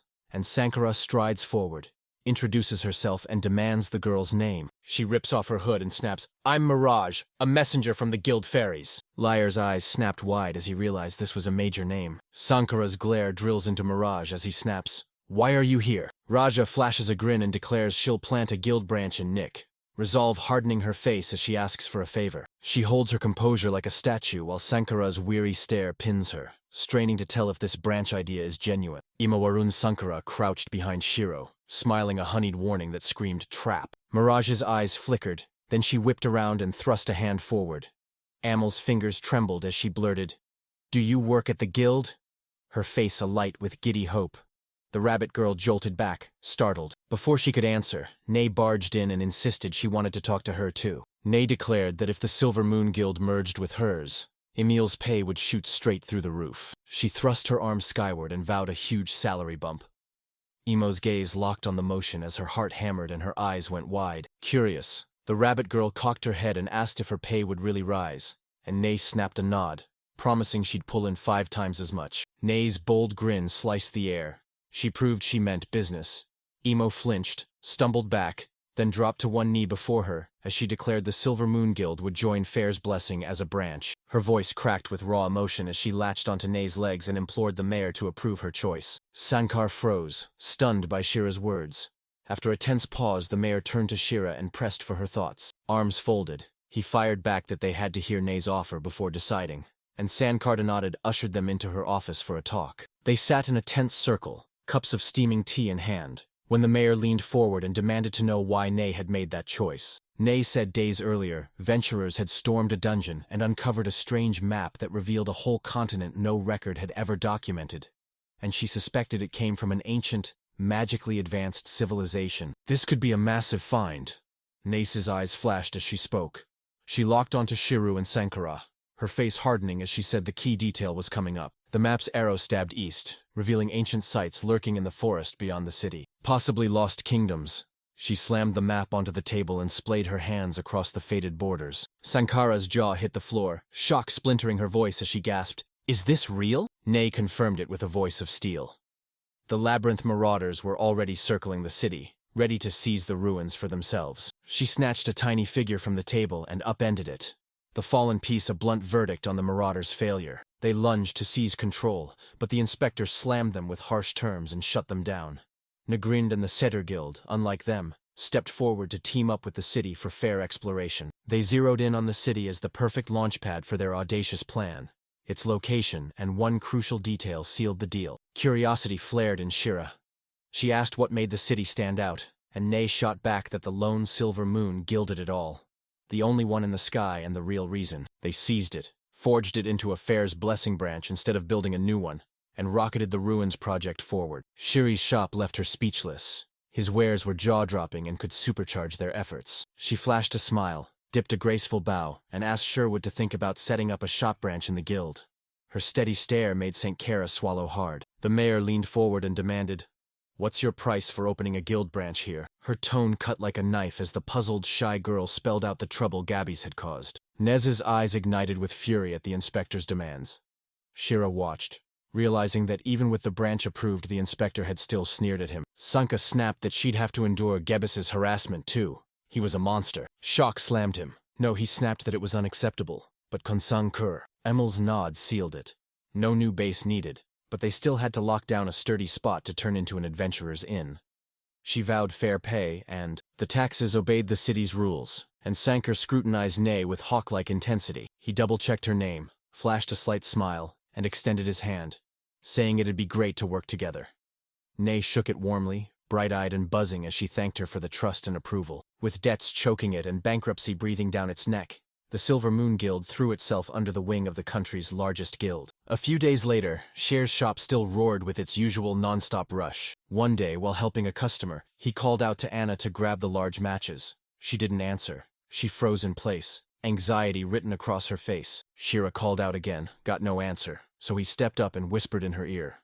The little girl jumped, spun to face him, blurted, "Sorry," and asked if he needed something. Shura exhaled sharply, told her again he needed the large matches, then tore off to grab them. Focus snapped, gone again in a heartbeat. He counted coins, watched her mind drift miles away, called her name once more, and when she hesitated he asked, "Is something wrong?" Her tiny hands trembled at her head, shaking as she swallowed the words, unsure if she should speak. Suddenly she crumpled to her knees, tears streaking down her face, her voice cracking as she choked out that she needed money. Coins skittered to the floor.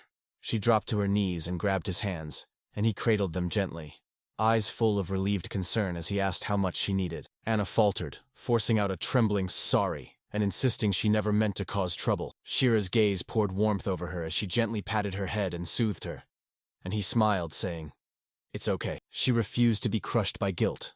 Asking for help demanded real courage, and she admired that. He asked if something was wrong with her mother. Anna froze, pain and worry carving her features. But before she could answer, Lyre barreled inside, bellowing, "Shiru, come eat!" Lyre skidded to a halt at the sight of the girl's face and choked out, "Sorry for interrupting." Soon after, Sankara burst in and demanded the young man explain the city's growth. She froze the moment she saw it unfolding and blurted an apology.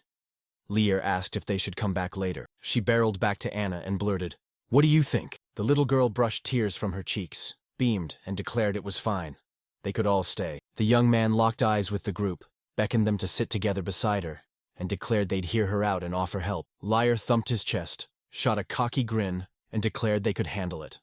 Ralph was great with these things. Sankar strode forward as the mayor and vowed to Anna she'd be her shield the moment trouble struck. Tears flooded the little girl's eyes, and Shrewd leapt in, declaring he wanted to help too. Finally, through ragged sobs, Anna choked out that her mother was ill. At that moment, back at their house, a cough ripped through her mother, and the bouquet she'd picked sagged, petals folding as if bowing to the sound. Anna's memory snapped back to age 4, a tiny house she could still picture, happy with her mom and dad, eating meals together while she sat clutching her favorite teddy bear. One day, war crashed into their city and ripped their world apart. Flames devoured their warm home, even reducing her beloved toy to ash, and her mother clutched her like armor, shielding her amid the smoking ruins. Her father stumbled into view, cradling the little teddy bear, now shredded and stained, grief carved into his face as the loss of everything they owned crushed them. Anna's chest split watching her father marched off to be a soldier. He crushed her and her mother in a fierce last hug, promised he'd come back soon, then walked away, leaving them alone. The war raged for 6 savage months. Then years bled away, and Anna's father never came home. She was 6 when her mother dropped the bomb. They had to uproot and move to a new city. Stubborn, she dug in her heels and refused to leave, terrified that if they left her father would come back and not find them. Seeing her daughter's terror, the mother fell silent and lunged into a trembling, tear-soaked hug. And Anna stood frozen, words gone, not knowing what to say or do. Soon after, they burst from the city, tore through borders and pounded the road day and night until they reached Nick. Wide-eyed, the little girl burst out asking her mother why they'd come here. And our mother replied that this was a place where the guns were finally silent, and they could at last be safe. The border city chewed them up, and Anna vowed she wouldn't lose another loved one. Her mother toiled in the fields, often skipping her own meals so Anna wouldn't go hungry. Time ravaged her mother's health, and her body collapsed into a pale, sickly husk. She kept whispering, "I'm sorry," to Anna. Guilt consumed the young girl for putting so much strain on her mother. Night after night, Anna clutched her teddy like a lifeline, sobbing alone on the floor of her tiny room until even her tears gave out. Determined to change things, she vowed she had to make it grow, and do it fast. She shoved her toy aside, locked eyes with her reflection in the mirror, then strode out to sell the few flowers she'd gathered. Her relentless grind finally paid off. She clinched a permit to sell in the city. Every morning Anna strode out with a basket brimming with flowers, and she didn't return until night fell. She kept weaving through the market until one day she met Shuru.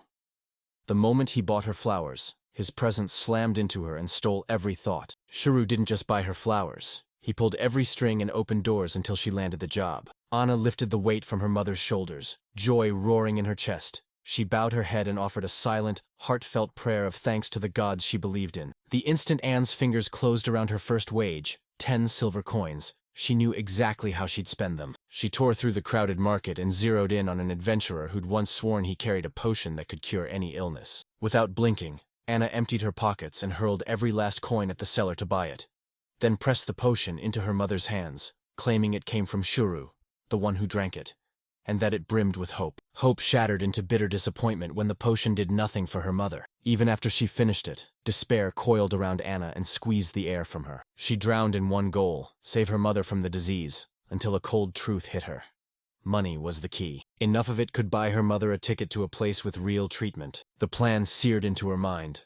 Anna snapped to Shuru, a silent prayer flaring in her chest that he'd help save her mother's life, even if he disliked her. Gathering every scrap of courage, she forced the words out and asked him for a loan, bracing for the brutal judgment she knew would follow. She froze, expecting scorn. But Cher stunned her. No belittling, just a soft pat to the head, and a sudden warmth washed through Anna. He leaned in, devouring every word of her story. After that, she hadn't known in ages. Shuru drew a slow breath, his gaze soft as he told her he understood.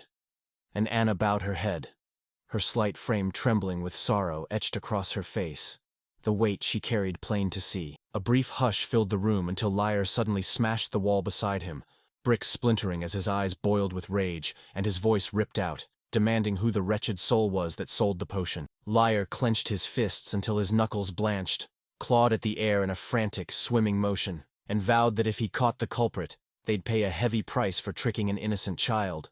He'd hit them 100 times without stopping. Before he could continue, Neska stepped in and whacked him on the head with her staff, snapping, "Don't you dare break other people's things!" Meanwhile, Ralph crouched to Anna's level and spoke to her in a calm, unyielding voice. Ralph's words hit like a slap. The potion Anna gave her mother couldn't cure diseases. The little girl looked up, bewildered, and asked what he meant. The cleric leveled a calm stare and declared, "Healing potions mend only outward wounds. Cure potions purge poisons. Not a single potion can banish sickness." Anna blinked, fought to accept it, then protested with wide, innocent eyes.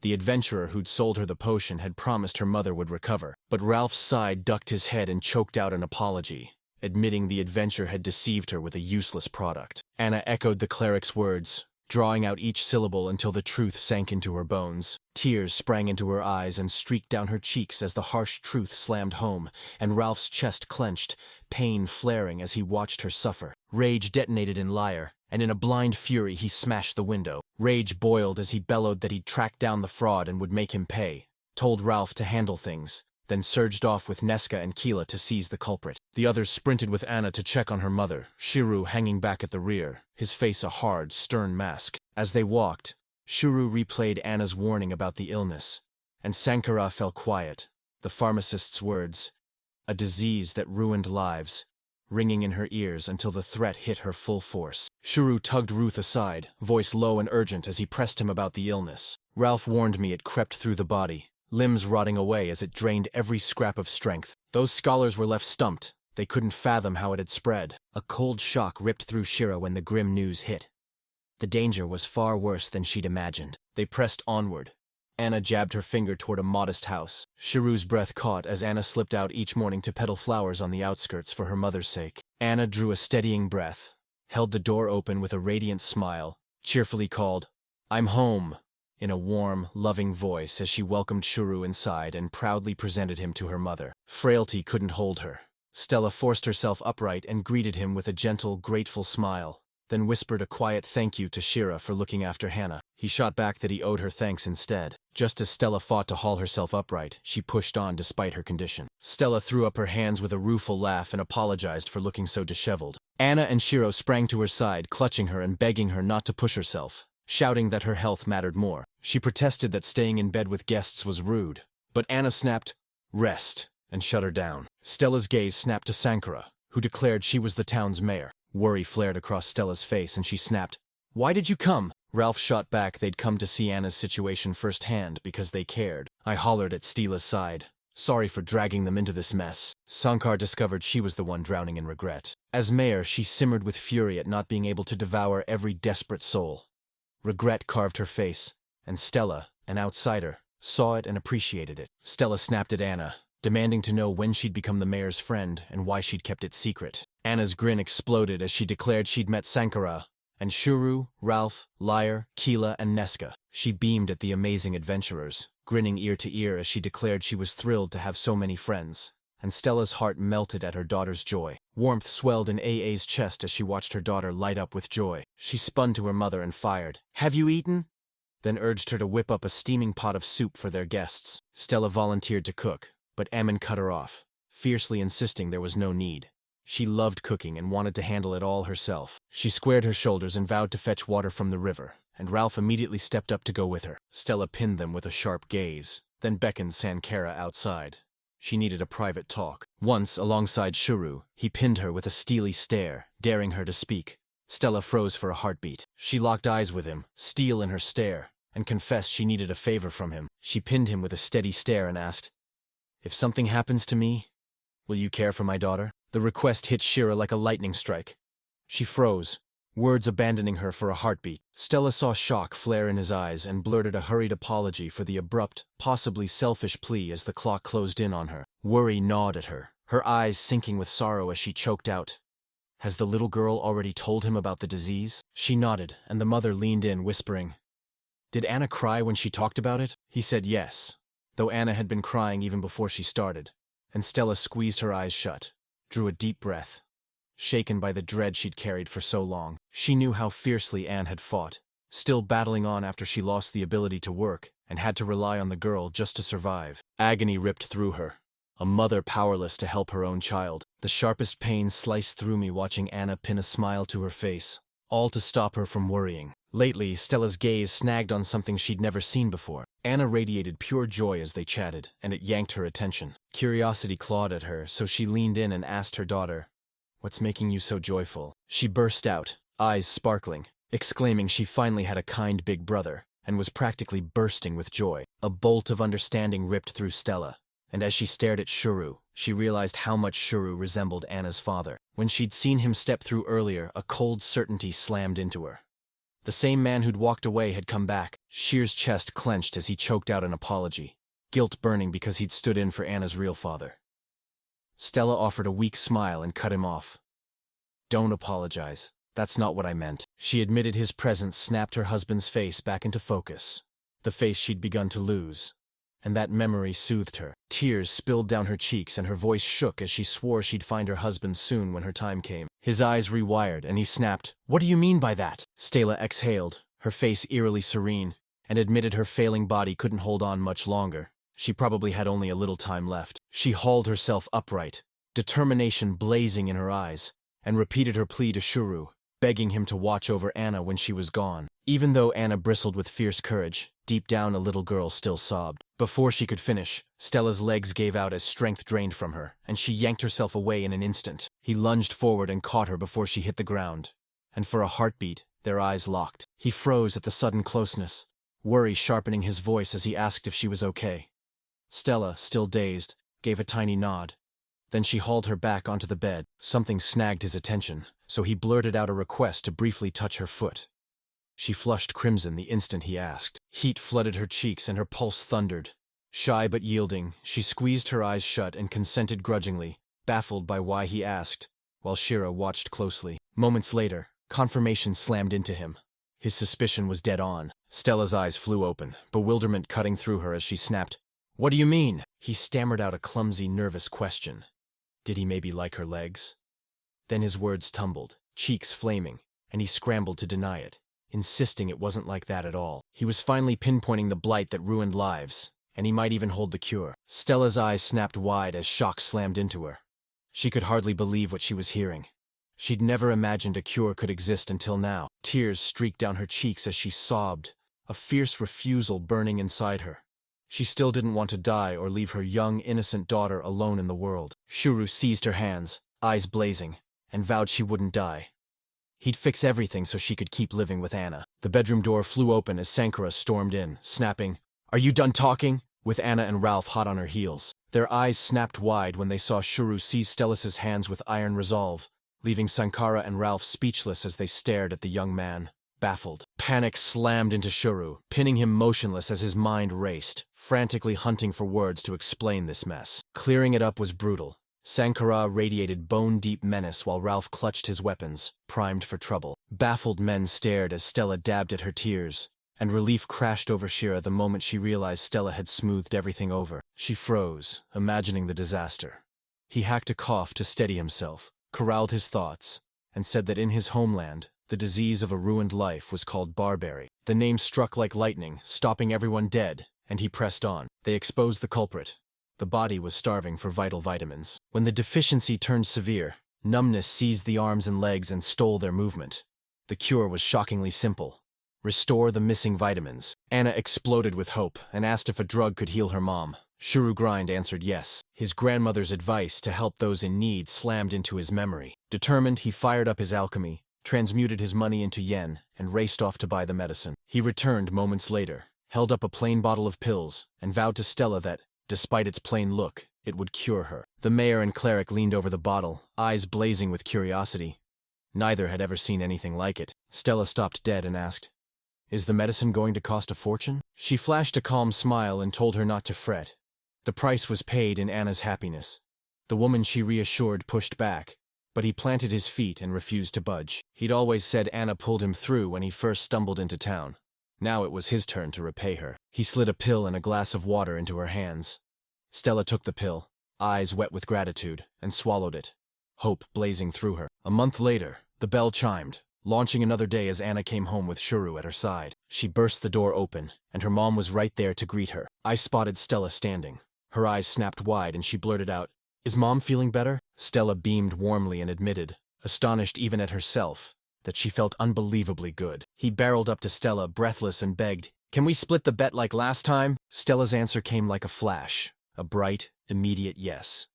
And from that night on, mother and daughter curled up in the same bed and fell asleep side by side every single night. They hurled themselves into each other's arms, tears of joy streaking down their cheeks. While Anna Saud's hair remained astraped, she clawed at it heavily, and it choked out an apology for terrifying her, swearing they'd never be torn apart again. Shira lingered nearby, pure delight surging through him as he watched the pair finally reunite. Shur's heart surged with his grandmother's memory.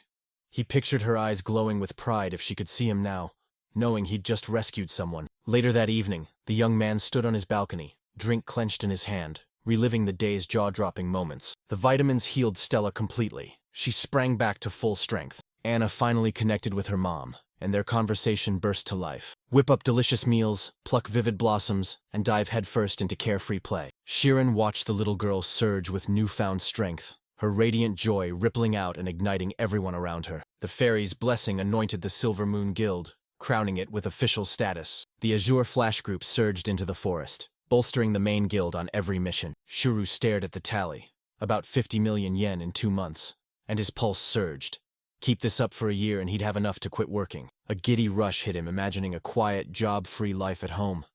Then Sankara sprang up right behind him. She blindsided him, nearly sending his drink flying, then flashed a grin and breathed, "Good night." Still reeling, he snapped that her scare had nearly stopped his heart. The mayor chuckled, said sorry, and asked what he was sipping. Shira grinned, declared it a drink from his homeland, and offered her a cup.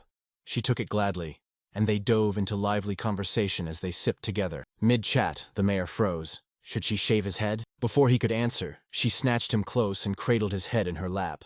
He tried to object. Sankara goaded him, and he blurted that praise melts him, cheeks flaming scarlet as he sheepishly agreed. She hushed him, fingers tangling in his hair, and he blinked, asking if she'd had too much to drink. Sankara's warm voice wrapped him like sunlight as she beamed, "I truly appreciate you coming to the city." She insisted she wasn't after a reward and told him bluntly, "If you ever need anything, just ask." Shira shot to his feet and insisted it wasn't needed. He'd only done what he could. Sankar locked eyes with him and snapped, "I got it." Greed never crossed his face. Cheeks burning, Cairo hurriedly blurted he wasn't noble. He worshipped money and was blatantly selfish, as she recalled his grandmother's lessons. St. Carr flashed a grin and proclaimed his grandmother must have been an incredible woman, then leaned in and asked, What's her name? Shiro Paz, one heartbeat before he spat out. It was Eriso Hamo! Sankara echoed the name.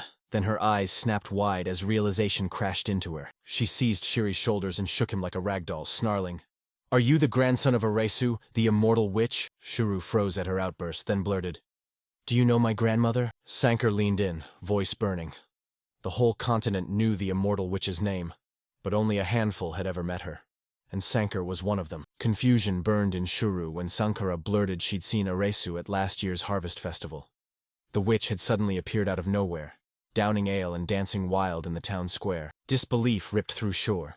7 years had dragged by since Shuru's grandmother vanished. He opened his mouth to protest, but St. Kara snapped him shut.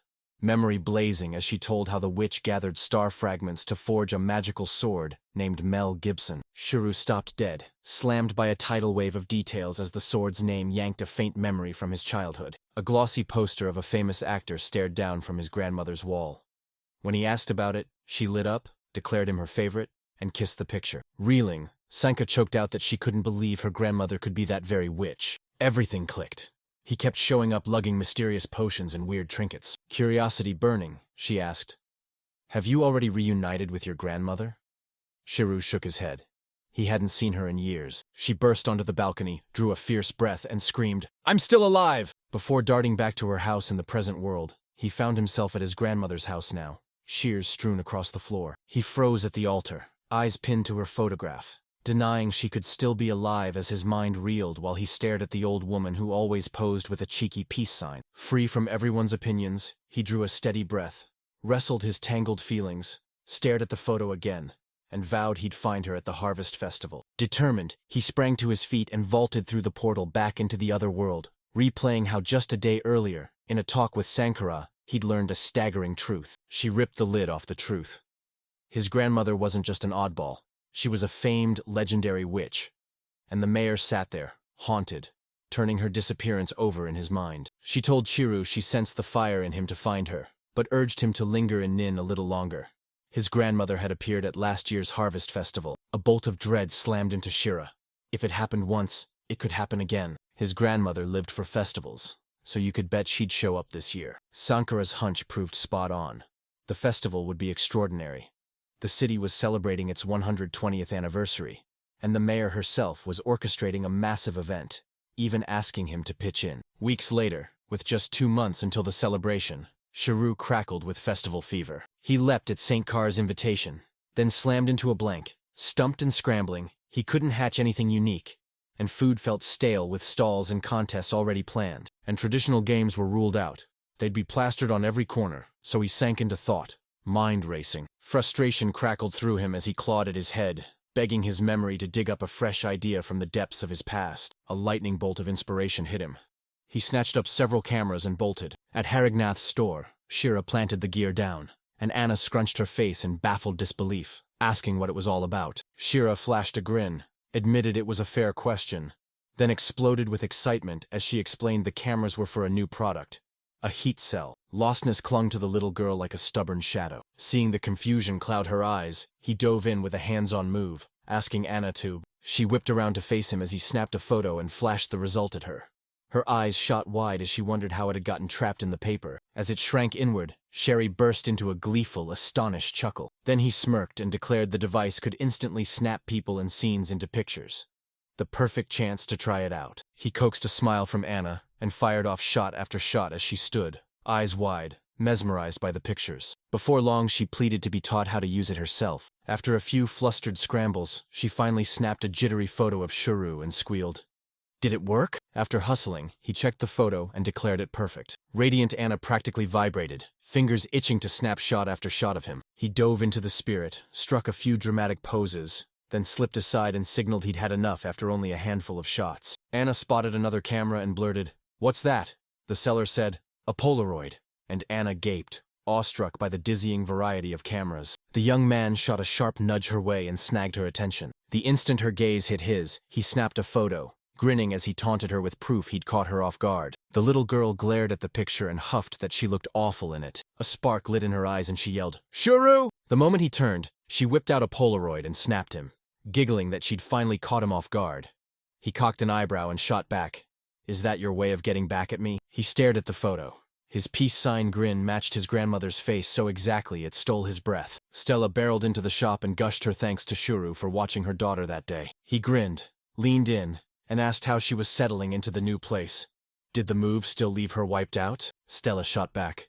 With your support, I'm not struggling at all. Shiro locked down a corporate apartment for her and her daughter a stone's throw from the shop. Anna pounced on the perfect moment, taunting her mom for being hopeless at keeping anything tidy. Stella's cheeks flamed as she shushed her daughter. Then she chuckled and promised they could count on him if they needed help. Anna's cheeks flushed and shyness tightened her voice as she met Tim's eyes and offered a quiet, heartfelt thank you. She tossed a teasing jab that he was probably just as hopeless at organizing, leaving Shuru dumbstruck as he scratched his head and blurted, "Story." The little girl lit up with a radiant grin and fired an eager goodbye wave, and Shiri snapped one right back. I locked my gaze as they took the lead, a peaceful, content smile curving their lips. The Silver Moon Guild threw its lot in with the mighty Fairy Blessing Guild. Shira's memory slammed back to his first visit. Emil's raw, keening sobs echoed from behind her desk. He stepped inside and was slammed by a startling contrast. The place had exploded into a lively scene, utterly transformed. A group of adventurers burst into animated chatter, trading razor-sharp tips about the forest. His jaw hit the floor.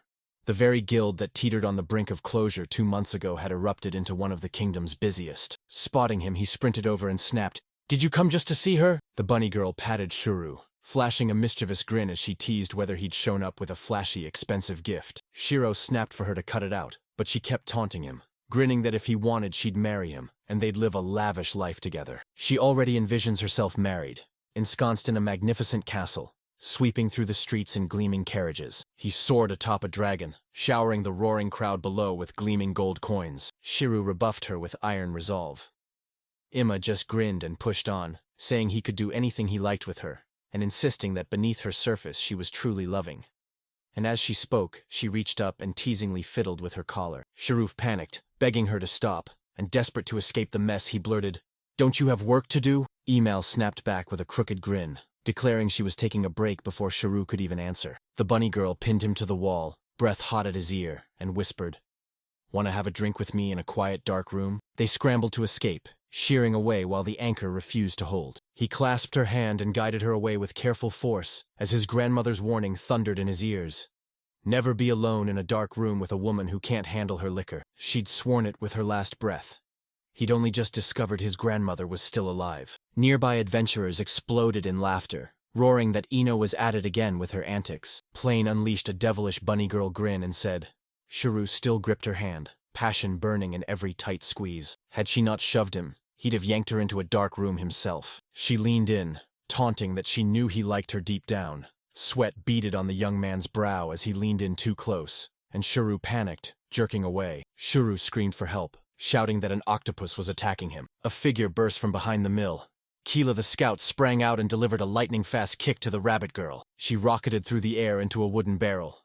She chirped again, declaring the awful octopus trap vanquished, and Keela rushed over to check him.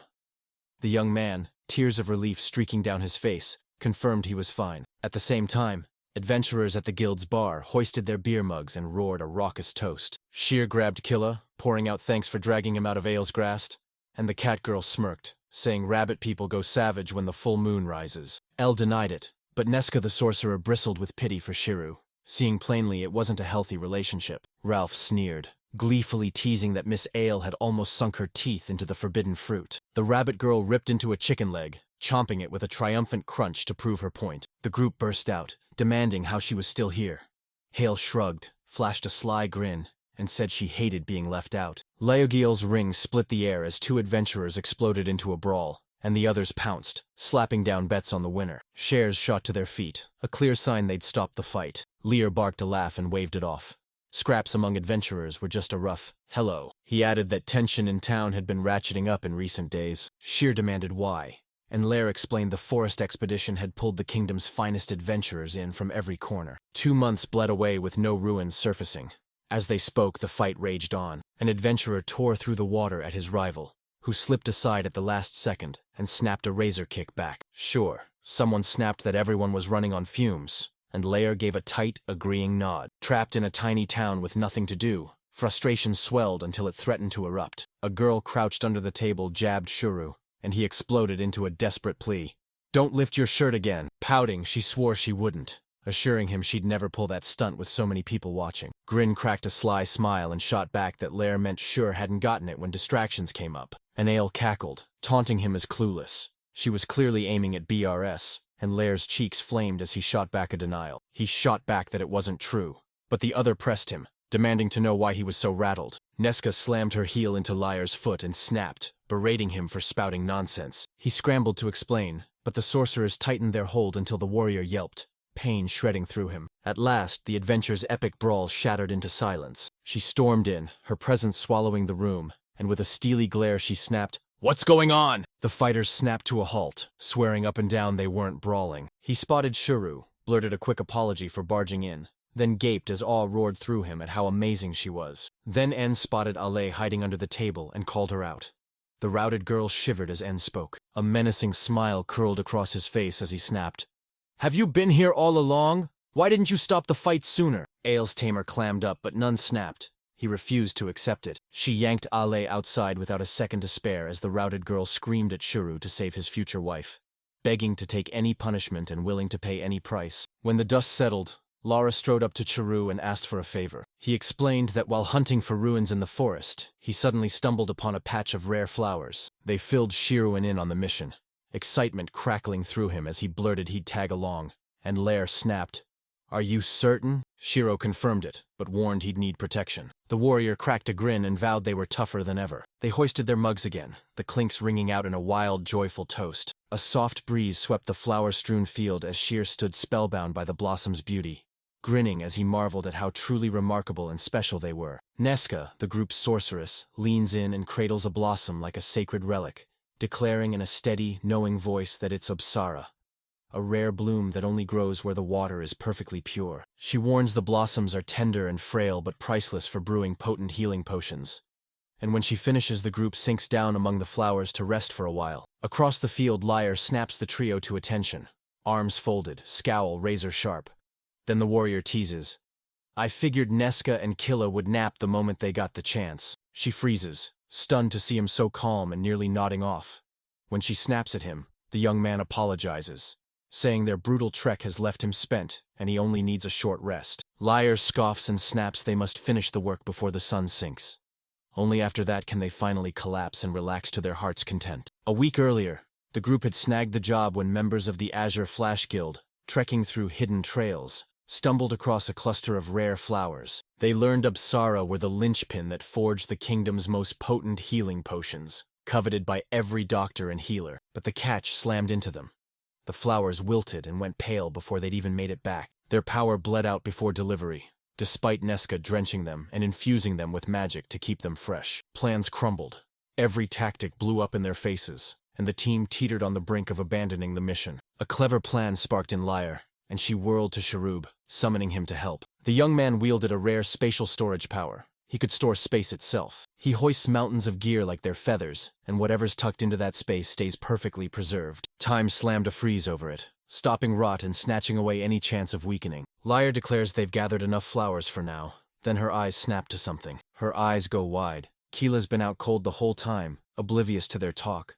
Before Lyre can rouse her, the cat's ears prick at a strange sound. Her face snaps hard, and she warns the group that something's coming. In an instant, everyone's muscles knotted and hands ripped their weapons free. Soon, a thunderous swarm of Rosarobitals, colossal, nightmarish insects, blots out the sky overhead, and her eyes go wide at the sight. The massive insects burst into view.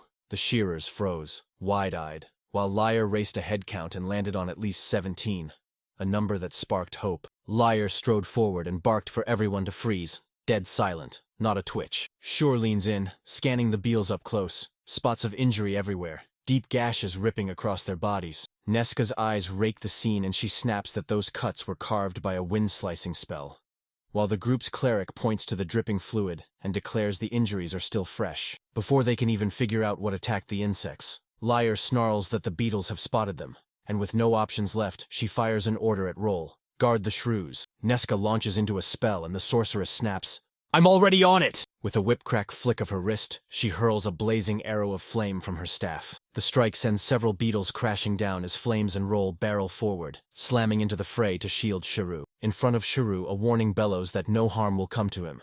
But Keela snaps and flings a storm of razor knives at the beetles.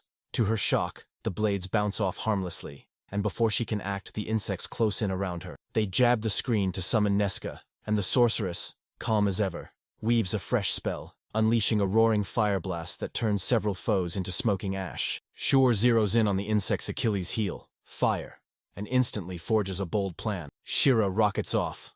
Ralph, panic rising, roars at him not to be reckless, and warns the bug spray from earlier won't stop these creatures. Shiro flashes a grin and vows he's got a brand new trick up his sleeve. The young man yanks a pocket-sized lighter free and snatches a can of gas spray. He strikes sparks together and births a massive flame that rips through the air, slamming into the beetles and grinding them to dust as he rigs a makeshift flamethrower. Shiru shoots a sharp glance at his friends and warns the stunt was a death-defying risk, not something to try at home. Liar, still wide-eyed, wonders if it was magic, but before Shiru can reply, he nods to Ralph. The cleric lunges and smashes the lingering insect with his mighty mace, splintering its tough shell. With just 6 foes left, Lyrid beams, crowing that victory is within reach. Then the Beal mass together and lock their sights, readying a brutal assault. Their assault snaps toward Nesca. Shira readies fires his flying thrower again, then freezes when he sees the sorceress pressed against the insects. Any flame would scorch her too. Before he can hatch another plan, a beetle barrels toward Nesca and a flash Shiru's rockets in, shoving her aside. He lunges in and takes the hit instead, the insect's claws raking into him. Panic ripped from Lear as he screamed, urging Shiru to plunge into the river and shake the creature loose. Cornered with no options, he dies as the water ploy strikes, tearing him free from the beetle while the raging current lunges and sweeps Shira away. Nesca slammed a spell into the air, summoning water spirits that surged up and wrapped the young man in a shimmering wall of liquid protection. The lyre erupts into a frantic wail as Shiru is yanked toward the riverbank. Azure Flash's leader drops into a low bow, then rockets after him to track him down, desperately hoping Shira holds on. Sherry's eyes snapped open, panic clawing at his chest as he wondered if his friends would rush in to save him. Her voice suddenly ripped through the silence, imploring him to stay strong. Shur hacked up the water he'd swallowed as the girl burst into a triumphant cheer. He was alive. His jaw dropped as she cut him off and snapped, "You've never met a fairy before?" He erupts in excited disbelief, shouting, "Are you really a fairy?" He's never seen one before and can't believe she's actually real. No bigger than a hand, the tiny figure flaunts lawn hair and glowing wings that shimmer in the light. She hovers close, flutters gracefully, and shyly snaps at him not to gawk. And Shiro, stung by embarrassment, rushes out a quick sorry, and she folds her arms, stares him down, daring him to continue. Confused, he fumbles, "It's nice to meet her." But the tiny, irate fairy snaps, "That's not it." Shaking her head, she demanded to know what had yanked him from the waterfall. He warned about the plunge's searing heat, dove in anyway, and died with no help from her. Shiru fires a quick, respectful thanks at her embos. The fairy plants her hands on her hips and sneers why he'd been in the river like it was some weird hobby, and he snaps back, denying it, and insisting a long tale suddenly unfurled. She listened to every word, then shook her head. There was no doubt, monsters had ambushed him. She grinned like a predator, warning it was risky business and taunting him as weak. She fires the question and answers that he hails from Men, a small town called Norwich, just west of their current spot. Awe ignites her eyes as she repeats the name, Norwich, the place where humans live. She grabs his sleeve, eyes burning with need, and implores, "Can you bring me there?" He freezes, jaw dropping, staring at her as his mind scrambles to understand why she's suddenly so interested. He snapped, "Have you ever visited this town before?" The fairy furrows her brow in a questioning frown. It's a flat no. Rob gives a sharp nod and agrees to take her, but first he presses, asking if she has any friends in town. The fairy's grin flares as she declares, "Yes, I know a human guy." Her voice fizzed with excitement as she described him. Just a hair taller than Shiru, eyes that stopped you cold and a smile that pulled you in. Hair and eyes the exact dazzling blue of the sky. She blurts out, eyes alight, "Does Shura know him?" He fires back that being the same race doesn't make us all acquainted, then snaps, "What's your name?" The little fairy stops cold, brow furrowing as she scrambles for an answer, shakes her head, and confesses she has no words. She confesses to him that until she met Shuru, that human was the only person she'd ever met. So she summoned something simple. She christened him Kuman, and Shiri wonders if he prowled like a hunter or stormed the wilds as an adventurer. The young man catches a romantic lilt in how she talks about him and blurts, "Were you two a couple?" The fairy flicks his forehead, scowls, and snaps, "Are you stupid?" They scoffed that a fairy and a human had no chance of being together like that. Just friends, the really good ones. Shiru's grin explodes as he declares they must be best friends, and the fairy chirps her eager agreement. She snaps yes, iron certainty in her voice, while the young man hesitates, gathers his thoughts, then asks if she knows the forest well. Comfort washes over her, and the fairy grins, answering yes. She was born and raised in the giant forest. Shira spots an opening and slams down a bargain.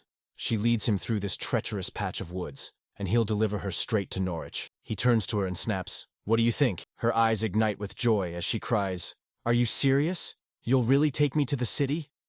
And she seizes the chance, accepting his plan without a second thought. "I'll even shield Shrew on the way. Watch me unleash my skills." She raises a hand and hurls a razor gust that tears through the air, felling a few nearby trees. Her attack lands with brutal force. She freezes, eyes blown wide in shock, and he asks if that was really needed. The fairy plants her hands on her hips, admits she can't control her magic but declares raw strength is what counts, then flexes her arms to show rippling muscles. Grinning with pride, she tells him that earlier a swarm of rhinoceros beetles attacked, and she sent them scattering all on her own. Truth slams into Shira. She realizes she was the one who hurt the insects, and he snaps, "The mystery's finally solved." Shira thrusts his hand toward her and snaps, "We got a deal," as he properly introduces himself to the fairy. The girl taps her chin, shakes her head, says his name is odd, but shrugs and accepts it anyway. She proclaims her full name to him and flashes a radiant smile. He thunders that from now on he'll be her commander.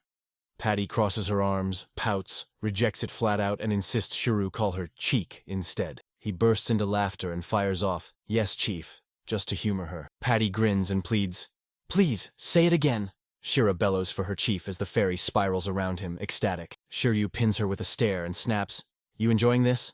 Then he spits out "Chief" again, the title sharp on his tongue. Patty scowls and snaps, "Why are you talking like that?" The young man smirks and taunts, "That's how lackeys talk." But that infuriating Patty snapped that she hated it and demanded he stop. He tosses out the idea of calling her captain, and she shoots it down with a sharp, "No way!" Shiro keeps choking, gasping, "You're mighty, I'm your servant," and vows to obey every order to thank her for saving his life. But she snaps she doesn't like that either. Night swallows the sky, and they huddle around the campfire they lit. Patty staring into the flickering flames, as a single aching question claws at her. Does Shira miss his friends? He tilts his gaze to the starry sky and declares it's only natural. They were like close companions. As they chat, a sudden thought hits him.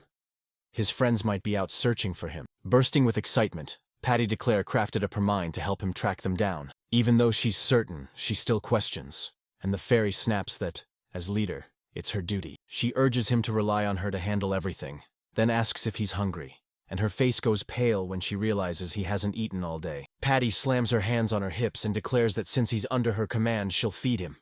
A blinding light sears his eyes. He blinks hard, and when his vision returns, Shira gapes, utterly amazed. Pate asks if something's off, or if he's not hungry, but the young man stands stunned. She has the storage ability too, and that revelation makes everything far more remarkable. Patty slams a massive, glowing magic circle into being. It blazes and hums with raw power until a portal tears open, a shimmering gateway hanging before her, and she slips a hand through with a gentle motion to pluck out a single fruit. Her eyes glitter with playful mischief as they lock onto Shuru, who gapes in shocked wonder, and the fairy tilts her head, a curious grin curling as she teases, "You've never seen someone use the inventory skill like this?" His heart rockets as the jaw-dropping truth hits. Patty has the same rare electric talent. He's about to ask, and before a single syllable forms, she cuts him off. The fairy proclaims in an ethereal, smug tone that unique talents are the rule among her kind. Many can stash things in tiny personal pocket realms, while she keeps rifling through her inventory. She rifled through unseen trinkets, plucking curious baubles with a pensive gleam, until she unearthed a small, gleaming glass vial of liquid gold that pulsed in the light. Then the fairy flashed a cheeky grin and held it out to Shuru. He hoists the bottle to his lips and sips. Soothing warmth floods his veins. A burst of pure joy slams into him, and he gasps in amazement before declaring the meat incredibly tasty. Patty beams with fierce pride and proclaims it's amazing because she made it. She vouches for the meat. She cooked it herself, and tells Shiro to eat his fill. She has plenty stored, so no holding back. They hold vigil through the night, eyes razor sharp so nothing can ambush the resting group. And Patty, voice firm but kind, commands Shiro to down the rest of his drink and lie down to sleep for a while. Calm from the drink and a lazy drowsiness from the alcohol crept over him. Shiro flashed a grateful smile, fell in step without protest, closed his eyes, and let sleep swallow him. The next morning, Patty is planted on the young man's head as he blinks awake and she launches into a flurry of chatter. The forest teemed with countless races. Some greeted you like old friends. Others lurked in the shadows with teeth bared. She jerks a thumb at fierce orcs and hulking ogres, thick-skulled, pure muscle and fury, while Patty, pointing eagerly, says if he looks over there he'll spot elves, mysterious, chanting beings attuned to nature. She says curiosity pulled her toward El's land, but they slammed a shimmering magical shield over the territory, locking everyone out and even blocking a single peak, and she eventually gave up trying. Shiro picks his way across the path, listening as someone grumbles that the others seem distant and quiet. Then he throws his head back and exhales a long, tired breath. He staggers, begging for a short rest, his legs screaming from endless walking. The fairy folds her arms, muttering in exasperation at his repeated pleas, then grudgingly agrees to only a brief pause. As they sit, Patty's gaze snaps to a strange bloom. She points at it, and with practiced certainty, declares it's a bit boonflower whose nectar tastes oddly awful. Shira's brow rockets up with curiosity, as the giddy fairy chatters that she once accidentally tasted the nectar and hated its clinging, awful flavor. Shira reels as Patty relentlessly spouts odd topics, cramming his skull with curious but pointless facts, and discovers that long before Patty existed, the land once belonged to an ancient nation called Ginny. The country shattered into ruins. Over time, a thick, untamed forest rose to swallow the cities that once stood there. Now it's called the Forest of Jinnah. Scowling, the young man snaps, "Did all this happen during the age of that ancient magical society?" Patty snapped back, irritation coiling in her voice, incredulous. How could she possibly know when it all happened long before she was born? Sheer shrugs and drops the debate. Haid goes rigid, eyes narrowing as her keen sense prickles. Something's off. Instincts explode awake and Hyde snaps at Shiro. "Hide, now, no questions!" They barely have time to react when faint yells ripple through the trees. "Shiro!" It's the AIA Flash adventurers, scouring the forest for him. Ralph's love-laced voice sliced the silence, pleading, "Shiro, can you hear them?" Lyra's voice snaps with panic as she confesses, raw and trembling, that if he vanished, it would destroy her world. Nesca cracks Rolf with her staff, berating his gloomy words, and the warrior wipes stubborn tears from his face. He slams his palm down and swears, voice raw with conviction, that Shiro is still alive. Nesca's face melted as she ruffled his hair, soothing him and nodding that she was okay. She darted between the trees, eyes scouring for her friend. The instant Sherry hears those familiar voices, he catapults to his feet, brushing off Patty's complaints. She snarls, calling him a fool for unmasking himself so fast. Shiro Kanza declared, "These are my trusted friends, my dear companions." He bellows to them that he's there, and they all snap their heads toward him. Panic exploded when they realized Keela was gone. A bird had swooped down and snatched the scout. Eyes locked on Shiro, Keela barrels into the bird, breaks free and crashes down. She cannonballed chest first onto Shiro's face, leaving the group frozen and baffled by the commotion. Keela bursts into his arms, tears streaming as she chokes out that she thought he was dead, then clings to him in pure relief and vows she'll never lose him again. The group drops to their knees before Shiryu, but he brushes them off with a steady grin, insisting he's fine and ordering them to rise. Lara, regret tearing through her, forces out an apology, reminding him she'd sworn to protect him, and failed. Nesca snaps in, eyes flashing. "That's the second time you've saved my life. I swear I'll make it up to you." Shira declares he's safe and back with his friends. That's what counts, and they start to object. He cuts in, stammering, "They're not my friends, are they?" Lara meets his eyes and confirms, "They are." Keela chimes in that their friends stick with them even though their leader's a bit silly. They rib Lyra and crack up together. Roland owns up. He's amazed sure who came back alone. Shira drops the bomb. He wasn't flying solo, and introduces Patty. They'd been crouched behind the tree all along. The adventurers froze, mouths falling open. Shiro smirks and declares she's a fairy, his guide, and that he owes his life to her. Shocked, they barrage him with questions. Fairies are legendary and almost never seen. As the ghost struggled to speak, it choked out that fairies rarely mingled with other races. And Shiro turned to Patty. "Is that true?" The fairy's reply crawled out. "We can't leave our area. That would break the rules. Sheer blurted he'd taken fairies for granted.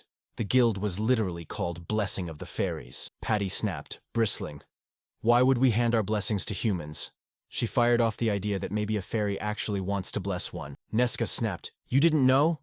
And the young man froze, bafflement etched across his face. Spotting the confusion in Shearer's eyes, the sorcerer lunges forward to intervene. They reveal that Blessing of the Fairies isn't a blessing at all but a rare, intoxicating brew. An alcoholic drink crafted exclusively by the fairy maids. She storms back to Patty and snaps, Is that the drink I gave him? The fairy beams with triumphant pride and nods, confirming it. Nesca yanks the alarm and yells, You actually drank it? While Shira's eyes ping-pong between Lyre and Nesca, frozen, unsure who to stare down. The group bombarded Shiru with a storm of questions, demanding to know if he really devoured the fairy maids. Rumors exploded. Did Shiru really gulp a fairy-made elixir when a single glass could buy a castle? At the Ralph Chinese Inn, the guild records blaze that it was last sold 200 years ago. Shock slams into Sheer. He goes silent when he hears the drink is almost impossibly rare. Patty snaps that she handed it to him. He answers to her. The warrior staggers, eyes wild and directionless. But Stella shrugs and flicks his worry away like dust. Shira warns it's a long tale, pours out what happened to his friends, and a farer swoops in to save their stunned amazement. Lyre rockets forward and grabs Patty, thanking her fiercely for pulling their friend out of danger. Lyre erupts into gratitude, swearing he'll move heaven and earth to repay Patty for saving their companion. Shira barrels forward and snaps, Let me help you find whoever you're looking for. Their clues were whispers that led nowhere, but the fairies stepped up and dove headfirst into the search. Reunited, the adventurers fixed their sights on Norik and charged back toward the city. After walking for a while, the city comes into view, and Patty's eye blazes. She points at it and tells Shuru it's the human's dwelling, but the sorcerers correct her. The sorcerer slams the point, clarifying, It's a city. And a city. Nesca snaps that settlements earn different names depending on their size, and the fairy parrots the words, bright-eyed and quick to say she gets it. Liartel Shuru growled that a subordinate's life is hard. Howdy zeroes in on a distant shape and barks, Who goes there? As they surge toward Anna White's to reach Shira at the entrance. The little girl stares, sorrow pouring from her eyes. Shiro's worry explodes as he demands, Why are you here? Anna rushes into him, sobbing and clinging like she'll never let go, and Stella steps forward, relief washing over her. He's finally back. The Azure Flash group bids tight, hurried farewells, and Anna's mother points out the little girl hasn't slept, racked with worry for Shiru. He offers to carry Anna, but Stella waves him off. Anna will soon be too big to carry, and Stella clutches her daughter to her chest, desperate to hold her while she still can. Shiro spots exhaustion carved into Stella's face and urges her to tell him if it ever gets too heavy. Stubbornly she snaps she'll say nothing and refuses to let him shoulder the burden. Stella planted her feet and roared she would never hand Anna over. Anna is her daughter. Shrew shepherds them home. At the doorstep he bids a quick goodbye. Rest well, and spins to go. But Stella yells, I forgot something! She flings the door wide and sweeps him inside, laughing as she welcomes him into her home. She bolts back to the shop while Patty gapes at how massive it is. He leans in and asks what kind of homes fairies have, and she beams, saying they hoist their houses into the treetops, far above any monster's reach. She flips the topic like a switch, and Patty locks onto Sharu with a sharp question. Do you still remember our deal? He nods sharply and vows he'll help her track down her friend. They knew a small town meant they'd find it fast. Thrilled, they vowed to start searching the next day, and slammed a cheerful fist bump to seal it. Sheer lunges forward and fires the question at the fairy. Is that delicious fairy-made drink you gave me hard to make? Patty swears honey makes it simple, but harvesting the stuff is a brutal slog. Last time she tried, Beedix nearly ripped her from this world. Mid-sentence the young man ripped open his backpack, whipped out a jar of honey and blurted, Will this do the job? Patty nodded, eyes wide, amazed he'd actually found one. She leans in, jaw dropping. Could this really be honey? Her sheer shirt is all hers, pristine and pure, plucked fresh from a beehive. The fairy plunges a fingertip into the jar, tastes it, and her eyes light up with pure delight. Beaming, she proclaims her me will be even tastier with this honey, and Shiri wonders if that's true. The young man decides it's time to rest, gritting his teeth as stiffness from sleeping on the forest floor crawls through his bones. Morning light spilled in while Shira dozed on the couch with a fairy absurdly perched on his head, and Anna burst through the door. He jolted them awake, demanded why she'd shown up, then snapped that he'd already told Stella the shop would stay closed today. The little girl beams, declaring she's hauled in some food. Curious? Honest lunges forward, eyes drilling into them, and snaps, "Who's the girl on my head?" Sheer announces, "This is Patty, my new boss." And when Patty reveals she's a fairy, Anna's eye literally sparkles with wonder and gasps. "Are you like the fairies from storybooks?" Patty barked. "Who's this child?" And the young man grinned. "That's Anna. She helps me at the shop." Shifting gears, the fairy presses Anna about a man she knows. Blue eyes, blue hair. Anna shakes her head. Never met anyone like that. And Patty's smile crumbles. He steps inside, grin tight and gut on edge. He and Anana don't know everyone in town. Since he's small, they could spot him in a heartbeat, so he urges them to start searching now and asks Patty if she'd like to join. Anna lunges forward, eyes blazing, shouting, "Let me help!" Patty, all spark and swagger, pins the girl with a hard stare and tests whether her offer to help is real. Hannah shouts, "Yes!" And the fairy erupts into a squeal of pure joy. Shira snaps that Patty must be hidden first. Anna thrusts her backpack forward, declaring it the perfect hiding spot. The fairy tucks snug into the bag, everything stashed and sealed, and they burst out to track down Patty's friend. Shuru thrusts a necklace, a tiny portrait swinging from it, before several townsfolk. None of them recognize it. The elf at the town hall stammers, unsure she's seen it, and asks for a name to jog her memory. Gerald the merchant shakes his head. None of his wares match it. Not the dove, not the mercenary holed up at the barnel who owns it. Shares stared at the picture, baffled. Every single one of the 27 people he asked drew a blank. A jolt of doubt explodes. The fairy's friend might not be from this town after all, and Patty's memory snaps into focus. He told her he lived in NK, their only lead, the matching necklaces glinting against their chests. Sure whipped out his phone, fired a quick shot of Patty's pendant, and started passing it around. Sanka bursts in, scanning the crowd as he hunts for the young man. Someone pipes up that they heard he's off on another adventure with the Liar's crew. She snaps, voice like a blade, demanding when he'll stop twisting her into knots with worry. He blurts a shaky apology. St. Kerr shrugs, grinning that she's just glad he's safe, then gleefully tousles his hair. Anity's cheeks flamed crimson. Sharon sat, and he was just warm, and he thrust the pendant photo at St. Kara, yanking her focus straight to it. Sanker leans in, eyes locking on it as a bolt of recognition zips through her. She knows it, but the memory won't surface. She vows she'll sprint back the instant a single memory sparks. He freezes, voice cracking. "You'd really do that for me?" Sanka flashes a smile and snaps yes, finally repaying him for the help he once gave. She tosses a grin, calls out a quick farewell over her shoulder, and promises she'll swing by the guild. Sheer blurts, "Is she meeting Emo?" And Sankara snaps, instantly correcting him. She storms at the azure flash, menace dripping from her like cold steel. She's here to make them pay for endangering her friend. The young man blurts, "I volunteer to go," but Sankara ignores him and strides off. Shaken, Shira staggers, clinging to the hope that Liar, Neska, Ralph, and Keela are safe. The moment she slips away, Anna pleads to let Patty sleep in her bed and rushes back to the ferry, desperate for her thoughts. Patty hesitates, then relents. She'll stay with the little girl, but just for tonight, while Shira grins and dubs her the tiny sundry fairy. Anna slips through the door, cradling her backpack like a hidden treasure, and tells her mother she has something to show her, but it has to stay secret. Stella freezes, confusion flickering across her face, promises to keep it locked away, then leans in and asks, "What is it?" The little girl insists it's inside her bag. They shouted lizard and frog.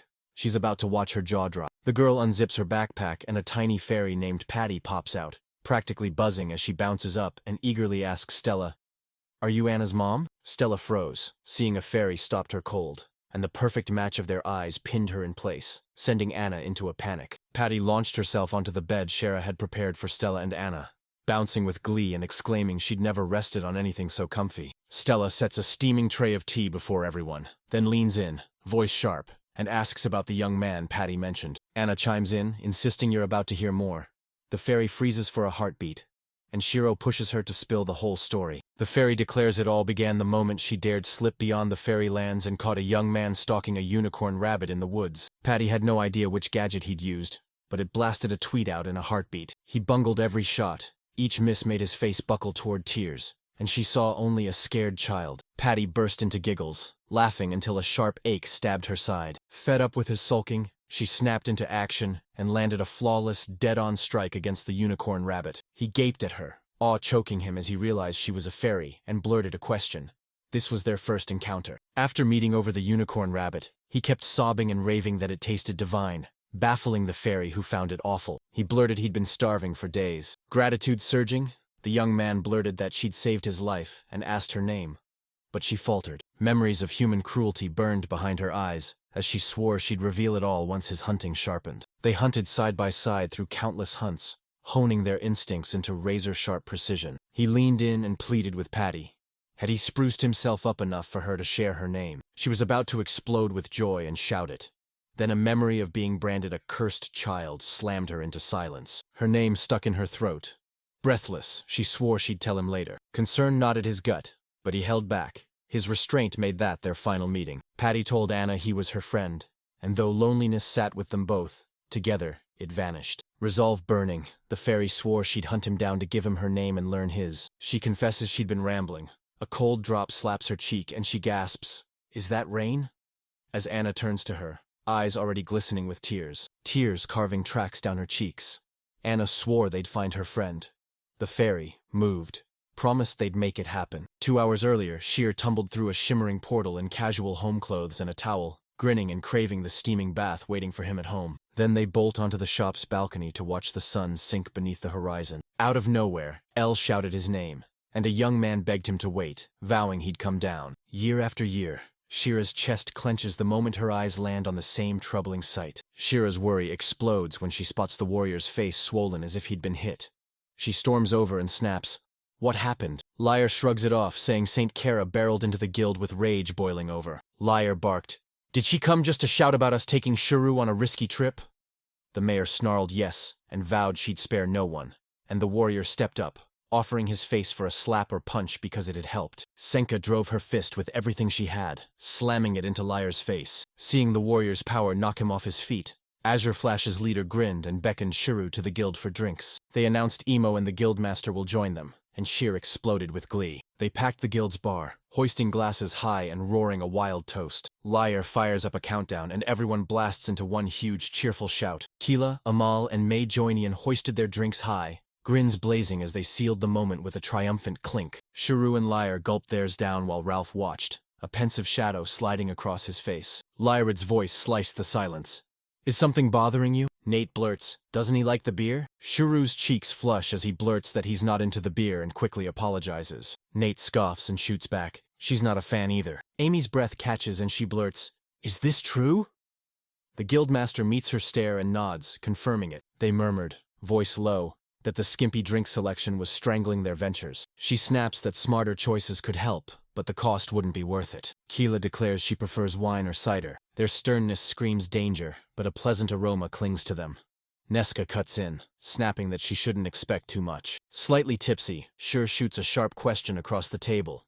Is the local wine truly sour, or just a liar? She taunts, "Never tasted real wine, or did you only ever sip those gilded samples as a grand merchant?" Sheer admits he hasn't. Back home, first-rate wins cost next to nothing. He unleashed 3 types, red, white, and rosa, and sent the adventurers reeling in awe. Adsi's caught wind of orange wine and realized every style flaunted its own fierce, distinct personality. Some wines sing with syrupy sweetness.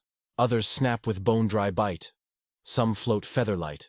Others smash you with robust power, and prices leap from cheap to downright extravagant. He breaks down the wine expert's playbook for matching each varietal to a meal, then grins and admits he prefers sake. Like wine, it bursts into distinct varieties, Jingo and Jume. Shur's eyes snap up as the whole bar stares at him, and an older adventurer barks for him to go on. He boasts that trade with far-off nations poured a dazzling tide of exotic drinks into his homeland. The crowd glares at him like predators, and a shrewd onlooker smells a business opportunity. He squared up, told them to come back in 3 days, and vowed he'd return piled high with drinks from home for every last one of them. 3 days later, Shuru transformed. Kong's hair snapped back into place, and he stepped out in razor-sharp bartender attire. Anna beams at his razor-sharp style, and he shoots a compliment right back at her. Stella gushes, dubbing him a consummate pro.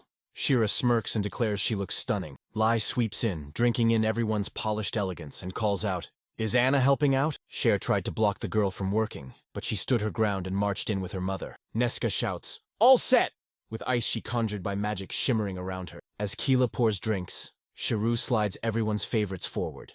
Nesca snatches the chocolate liquor, and Keela reaches for the fruit wine. He leans in and asks Anna if she'd like a drink, and she blushes, murmuring a shy gin. She blurts she wants ginger ale, and the crowd's patience snaps into a roaring chorus of, "Can we drink yet?" Shiro beams, thanks the crowd for waiting, kicks the event into motion and declares, I'm Shiro, owner of Shiro's shop. He swaggered in, claiming he'd hauled drinks from his shop to ignite the post-forest mission party. Even as others scoffed, he couldn't possibly have that much stock. He declares he's brought a pile of snacks to pair with the drinks. A few adventurers huddle, whispering he must be an alchemist, but everyone else just shrugs and moves on. They all hungered for quality drinks. The celebration ignited the moment she offered a pour, sending the guild into ecstatic cheers. They're ready to taste the unique flavors he's promised to share from his homeland. And Shira finally bellows that all drinks are on the house. Drink as much as you want. And the crowd explodes into roaring cheers. The young man winces, heart racing, at shelling out 3 million yen on goods. But he insists it was money well spent. He summons Guildmaster Ne Mirage to take the floor. Ne strides forward and greets everyone with a warm, welcoming smile, pumping them up to party like there's no tomorrow, or snapping them back with a blunt reminder to be fit and sharp for work tomorrow. Drooling with hunger, the adventurers roar in approval and barrel forward to place their orders. A wild mob crashed around Shiro, pinning him in a corner until Ne sliced through the chaos and planted himself between them. She stomped the floor like a gavel and warned she'd shut the whole event down if the crowd didn't settle. Shira's voice crackles with gratitude, thanking her as the group snaps into neat, orderly lines. Liar, first in line, asked Sherry what he'd like to drink, then jabbed at a bottle, curiosity blazing in his eyes. The young man identifies it as bottled beer, insisting so fiercely the suggestion can't be ignored, and the liar grabs it, while someone pipes up that a squeeze of lemon would brighten the flavor. The leader of Azure Flash follows Anna's advice, squeezes lemon into his beer, and gasps as the fizzy, refreshing drink explodes with the lemon's tang, turning it shockingly delicious. He downs a hearty swig from his mug. Sheer grins and says a pinch of salt would make it sing. And in no time everyone's clamoring for the same drink. The patrons erupt in cheers, so Shiro pivots to Stella and snaps, "Hand me the bottle on my right!" I crashed into a Mexican drink with Anna, totally spent from racing to keep up with the relentless demand. The young man watches the night ignite into a roaring success, everyone laughing and dancing like there's no tomorrow. A new customer swaggered up, smirking, and asked for the strongest drink available. Adventurers who catch sight of him shout his name, Elo, the Indestructible, one of the 16 legendary heroes. Sheer locks eyes to make sure he really wants the most potent option, then slams Spirus into his hand, a drink so fierce it could ignite into flame. He slants the bottle, sending a thin ribbon into a small glass, and Elo scoffs at the meager portion. He glares at Shiro, sneers kid, brags he's over 200 years old, then bristles and lets out a small, indignant protest at being treated like a child. She snaps, voice deadly serious. "It's 96% alcohol. One sip and he'll be out cold." Elo bristled, barking that he'd never been drunk and daring the warning to prove him wrong. The young man snapped at him to calm down, warning that such a high dose could kill him. Burning to test his limits, the adventurer ripped off his cloak and dared Shiro to settle it with a fight outside. Right then Ralph, a humble cleric, surged forward and announced his name. Elo snaps, "You gonna preach to us now, priest?" He raged that Shiro had insulted his dwarven pride. "Dwarves," he roared, guzzle from barrels from birth, alcohol coursing through their veins. Ralph meets Evo's pain with steady calm, asks for permission, and when Evo nods, he springs into action with a solution. The dwarf slammed his fist down and demanded to hear it, and Ralph declared he could cast a healing spell, normally used for poison, to dull the worst of the intoxication. Ralph whirled to Shiro and vowed if the drink sickens Elal, he'll drag him back to health. Everyone okay with that? They all chimed in, admitting they'd thought a single drink could take him down. He tore into the demon lord and ancient world-rending dragons, spitting defiance and never once kneeling. At the whisper of those legendary foes, the crowd ignites with fevered excitement and explodes into a deafening roar for the dwarf. Shiro's eyes snap wide. Elis suddenly towers over them as the dwarf snarls, demanding the drink. He slams a wager onto the table. If he gets drunk, Shira can demand any reward she names. If he wins, Osum secures free drinks for life. Elo thrusts his mug forward and demands it be filled to the brim. Shiro obliges and accepts the bet. The dwarf buries his nose in the spirus, draws a lungful, and declares its knockout aroma eclipses every scent he's ever known. Liquor's already clouding his mind when he shoves the mother into the eager crowd swarming the stairs. He devoured the last morsel, Shrew gaping in surprise, and the dwarf sighed. He howled that his belly was aflame, then slimed the mug onto the counter. He leans in, grin razor sharp, daring the young man. "You tipsy?" Shira rubs the back of his neck and confesses. He misjudged him and lost their wager. Elo roars with laughter, crowing that the young man now owes him free drinks whenever he demands them. He chuckled so violently he pitched backward onto the floor, utterly wasted. The young man unleashed a torrent of scolding at Eldo, snapping he'd warned him not to chug so much at once. They admitted that without Roll there he might have died a hero, or not, and his actions spat on the booze. The dwarf's head snaps in agreement, and nearby adventurers scoff that they've never seen us so humiliated. Especially after countless fights, liquor finally felled him. They toss around names for the drink until someone blurts, "It sounds like Spy something." They hurled out the name Toro Killer Little.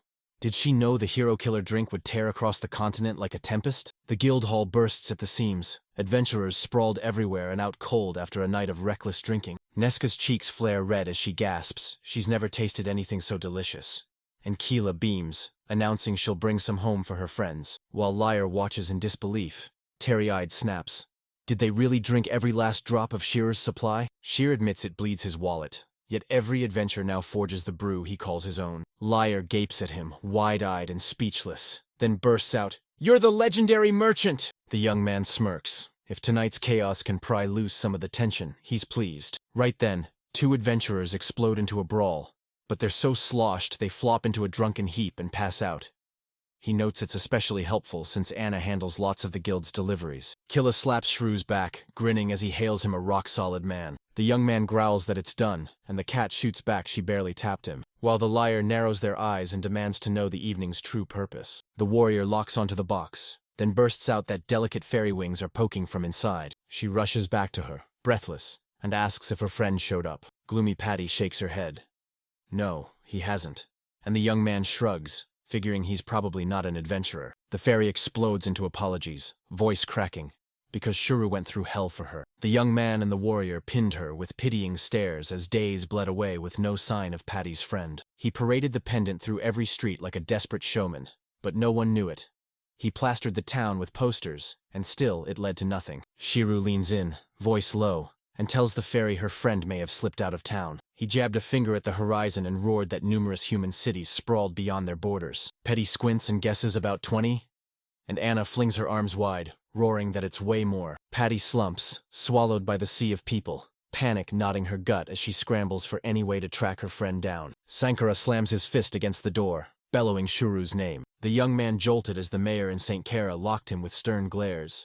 St. Kara snapped she might have just figured out who that man is. She swore she'd seen that pendant before, so she tore through her home and unearthed something. Sankara snaps open a tiny box and whips out a necklace strung with twin pendants. Shiro's eyes go wide. He knows it the instant he sees it. The mayor thunders that it belonged to her great-great-grandfather, the very first mayor of Monorak. They tilt their head and ask, "What's a great-great-grandfather?" And you beam, declaring, "He's your grandfather's grandfather." Sankar snaps, demanding to know why they're hunting her great-great-grandfather, and the fairy cuts in, smugly insisting it's because she asked. The mayor reels at the fairy's appearance and snaps for answers. The young man unfolds the entire tangled tale. Sankara's jaw dropped as the revelation hit. Her ancestor had once known a fairy. Patty snaps, "Where is he?" And the mayor freezes, dumbfounded by the question. The fairy drops a bomb. St. Kara is the daughter of her friend's son, making them kin. Sankar nods. Patty leans in, fiery, insisting she must know his whereabouts, and Sankar only grows more bewildered. Patty's eyes snap open as she finally grasps her circumstances and she blurts, "How long do fairies usually live?" Patty grins and declares her clan claims it's about 3,000 years old, even though she's only 300. The mayor proclaims that humans celebrate reaching 100 as a true blessing. She dropped the bomb that her great-great-grandfather died long ago. This surprises Patty. She relives the raw sting of being shunned by everyone, unloved even by her parents, their cold silence seared into her.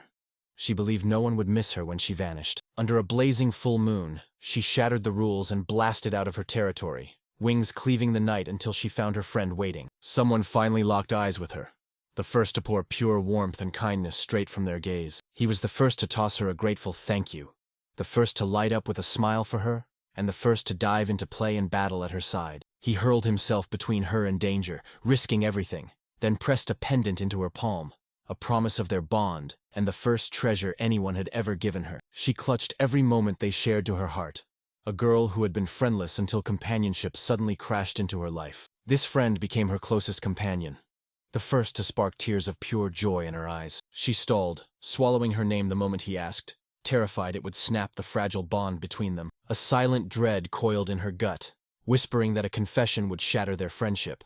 So she stalled, and kept promising she'd tell him later. He never pushed her. He swore he'd wait for the right moment. Now he's gone. and Patty knows his side was the only place she ever truly felt at home. Anna and Shiri stare at her with pity, pressing her for her next move. Decide now, or she'll be pulled back to the fairies. She chokes out that she has nowhere left to go, confessing she kept a secret. She was banished from her homeland. She snaps her hand up, pulls her shirt aside, and exposes the branded mark on her side, and the scorched sigil on her stomach she asked for. She proclaims it's the fairies' symbol for a walking disaster. She blurted that she often wished she'd never been born, because even her own parents despised her. She lived a mostly ordinary life, until rhinoceros beetles swarmed into nests and staked their claim right beside the ferry docks. Hundreds of them fell on the fairies, devouring them for food, and then multiplying explosively once they'd settled in. The fairies stayed pinned down, unable to flee, until their food supplies shrank to crumbs. Whispers ignited into a blaze of blame, and every finger jabbed at Patty, Chez Grossangry. They howled they'd turned her into a scapegoat and swore the beetles' arrival wasn't her doing. Patty finally owned up. She was the one to blame. A curse forced the clan leader to christen her Patty Fulu. It means the one who rips through destiny and severs their own tongue. He'd pinned his hopes on her defying fate, yet he still banished her. Patty can't shake how bizarre that is. She admits it with a wry smile. She rescued him on purpose, betting that saving the foolish human would lead her straight to her friend. Only to have the truth slam into her, she was the real fool. Anna locks eyes with her, compassion pouring from her gaze as tears brim in Anna's eyes, and Patty gently pats her head. He pleaded with her not to cry, warning it would only coax more tears from her. Then they crashed into a sobbing embrace. Sheer closed the gap, leaned in, and asked if he could pose a question. A question claws at you. Does Patty want to save the fairies? She snaps, yes. And when he presses, asking if she still feels that way even after exile, she drops her head and confesses she owes her name to the leader. Her parents, though they hated her, still stand there. They're still her family. She dives headfirst to help them. Shiro leans in and urges, let's go save them. Patty blurts, are you serious? He smiles and insists he is. She drops to her knees, pleading with him to save the fairies, and Anna cuts in, shouting for Shiro to leap to their aid. He vows they'll succeed, and declares they'll start by heading straight to the Avengers Guild. Upon arrival, they find adventurers clustered above Shiro, murmuring among themselves. A young man implores the guildmaster to defeat a group of rhinoceros beetles, and she admits she understands his plea. He falters, swallowed by doubt, convinced it's utterly impossible. Guards seize Shira and drag him away while Anna and Patty stand behind him, crushed and speechless. The guildmaster boomed that wiping out a rhinoceros beetle nest is a brutal, back-breaking ordeal. The decree demanded that at least half the guild's adventurers throw themselves into the effort. Dread slammed into the young man as the staggering cost of hiring so many people raced through his head. She snaps that money isn't the only problem. They're missing a crucial piece, and the guildmaster admits they don't have the clout to pull it off. Most adventurers plunge headfirst into moss-choked ruins deep in the forest. If the nests sat closer to the city, they'd leap to help.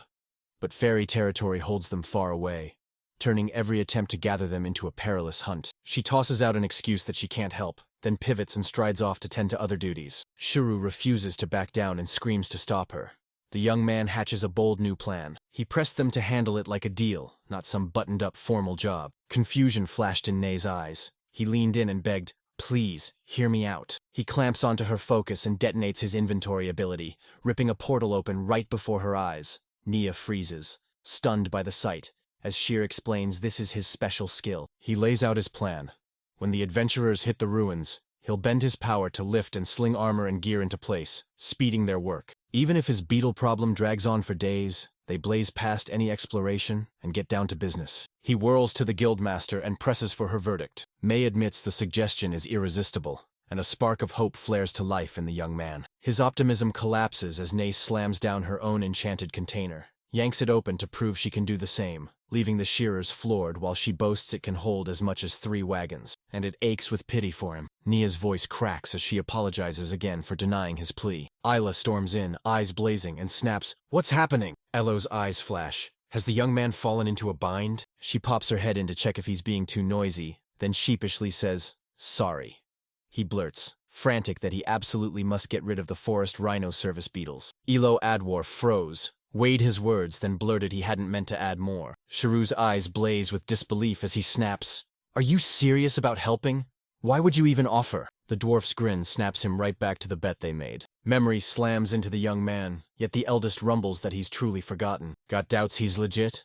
Throw your questions. Nate just dubbed it a massive job. The dwarf hones his axe with a grim rhythm, snarling, "Don't lump me with weaklings," and insisting he can take the beasts down solo without breaking a sweat. Liar explodes into the room, grinning, boasting he overheard every single word. The Azure Flash group throws itself into the fray, volunteering to join too. Nate cut in, sword flashing and frustration crackling in her voice as she snarled, "Guild rules forbid unapproved requests. Any off-the-books job will get you in serious trouble." O cuts in, confessing she was wrong, and Liar backs the dwarf. Aloe lost a bet, and now he's paying up by throwing himself into helping Shiro. Keela jeers that the dwarf spectacularly flopped during the bet's climactic scene. Oost snaps hush, while Liar grins and declares his crew are Shear's pals who'll help for free. Sarsher's Nesca blazes in and snaps that since they're not seeking pay, it's not an official job. Keela slammed into Shuru with a fierce hug and vowed they'd step up for their friends the instant they needed help. Gripped by their support, he presses his hands to his chest,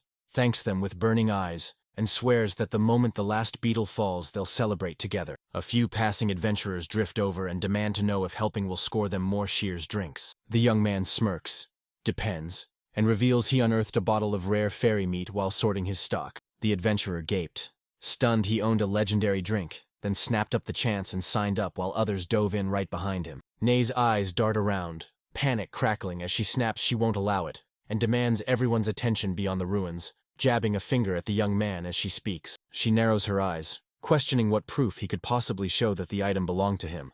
When Patty bursts out of Anna's backpack to intervene, she burst into view and proved he really had it. She'd crafted it with her own hands. Shear barked, "Why did the chief abandon my hiding spot?" They gaped as the fairy slid into view, then turned on the young man and demanded, "What's going on?" He exhales, voice tight with guilt. Patty's his boss. She ordered the Run No Suros beetles wiped off the map. The fairy wanted one thing, one desperate miracle that could save the rest of her kind. But he couldn't pull it off alone. Branded a traitor, he couldn't face those deadly creatures by himself. Steeled by resolve, he crashed to his knees before the guildmaster and begged Nay to save the fairies. Tears brimmed, trembling on his lashes. She dropped to her knees beside him, begging desperately for help to save Patty's family. The fairy vows that if they crush the beetles, she'll forge a special gift for everyone, and pleads with Nay to join the fairies' fight. Nathan's pinned in a brutal bind, grumbling that Shira had been merciless. It branded her as the villain. The guildmaster slams her palm down and bellows for every bronze-level adventurer to arm up and throw themselves into battle. They brace to annihilate the Rhinostro's beetle nest. She roared for everyone to follow her into the G-forest, and the adventurers charged out with fierce, single-minded purpose. They'd been on the road a while when Patty suddenly shouted they'd arrived, and Shear's jaw dropped as Fairy jabbed a finger at a gaping dungeon entrance and declared the nest was inside. Patty warns that monsters there ensnare the fairies, leaving them with no way out. Fairies spill from the cave's mouth, starving yet frozen at the edge by fear. She whirls to Nay and asks if his breath hitched. He knew he'd uncovered the ancient magical civilization's ruins the guild had been seeking. The fairy shoots back that the odd cave had always been there, and her clan's leader thundered it was built by an ancient civilization. Nate gasps, her jaw dropping. She can hardly believe her eyes. It feels like her wildest dreams might finally be coming true. She yanks a map from her pack, slaps it down, sketches out a razor-sharp plan, and orders them into 3 squads sorted by rank. Determined to protect everyone, the 6 Michael-ranked adventurers unleashed a lightning-fast strike and barreled into the ruins. 17 gold-level adventurers would annihilate every monster that spilled from the entrance. 15 silver-level adventurers braced like a living barricade, ready to rip apart anything that tried to slip past. Orders keep crashing into O's for her, barking that since he's a platinum-ranked adventurer, he has to be held in reserve for emergencies. But Shuru warns he's plunging into the nest alone, just as the dwarf explodes into a sprint, shouting. Disbelief snapped across Neza's face. Moments later, the other adventurers mirrored him and stormed off, fury burning in their chests. She spits curses about those reckless adventurers as she tells the Azure. Flash takes the guard post. Shiro and Patty stand beside him, and the group swears they'll handle it. Nay rips up the plan and roars for everyone to charge after Elo into the nest, excitement crackling as he orders them to bait the monsters out of the ruins. The adventurers plunge into a savage life-or-death clash with the creatures. Her gaze snaps to his watch. 2 hours have burned since they went in, hope twisting in her chest.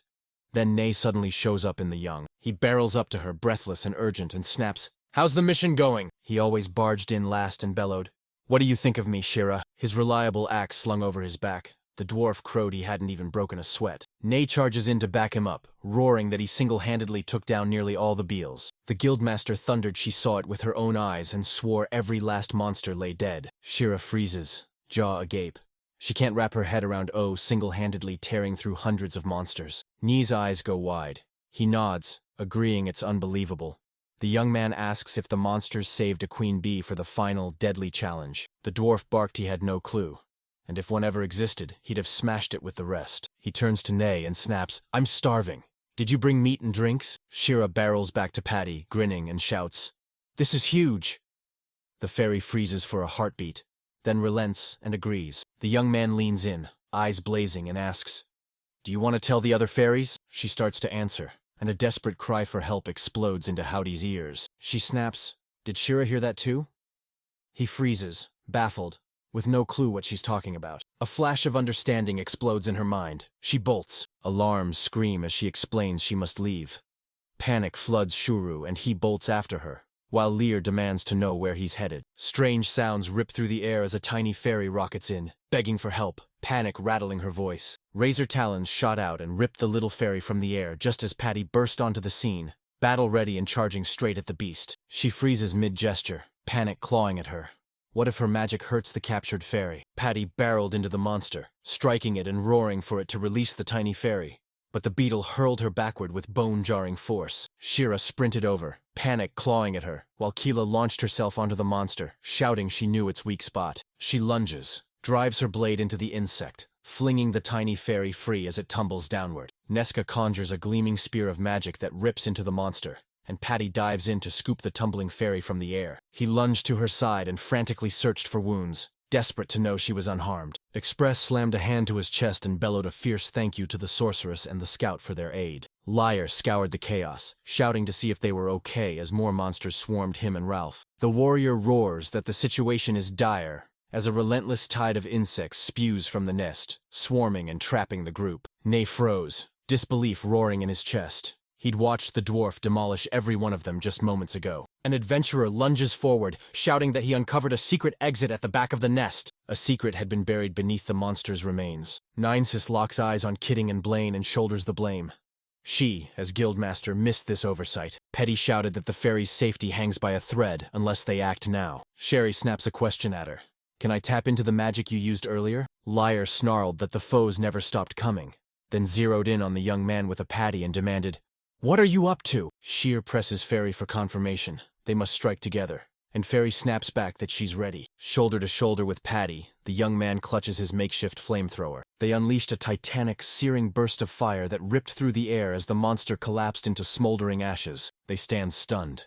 The tactic struck true, maybe too true, but they're still grounded, not rocketing into the sky. Lear's eyes flash as he blurts, "Could that unassuming young man actually be a skilled mage in hiding?" Nesca barges in, slamming a finger down on the map. A colossal monster ripped out of the sky, bearing rows of jagged, fearsome teeth. Lara reels, jaw-dropping, as Nesca declares, "It must be the queen." Alarm ripped through Keela as she gaped at its colossal size. Shore pleads with Patty to unleash that spell again. The fairy flashes a confident grin and pledges she'll crush this pest without breaking a sweat. Ralph bellows a warning as the queen beetle lunges, its giant jaws snapping. Cher and Patty Waver show up, then O steps up. He blasted out his thunder of justice, pummeling the beast with a storm of crackling electric jolts. The injured queen hurtles into a terrifying freefall as the dwarf gasps. "Sorry I'm late." Shira breathes a grateful thank you, and Eldos shrugs, snarling that he was settling a score. Ages had passed since the dwarf last unleashed the full fury of his trusty axe. A sealed gift from the immortal witch. Burning to see what Eldos's tail hides, Shrew leans in and snaps, "Is justice carved into that axe?" "Hell, that settles it. Slapping that seal on Rip's open-wheel justice magic twice a day." A memory explodes inside the young man. His grandmother adored the action show Real Justice, starring Steven Seagal. Eldos reels and demands how the young man knows this, and Sheer erupts, spilling the entire story. A wild question seizes the dwarf. Could he be Alice Goose Granson?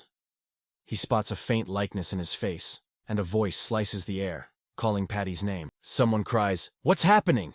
She whips around and locks eyes with the clan leader. As the circle fairy sprang from the trees, Lair's jaw drops at the sheer number before him, and Nesca beams, utterly charmed. The clan leader's voice boomed as he demanded why an exiled Patty dared return, and why humans were battling the beetles. Patty snaps, fury crackling in her voice.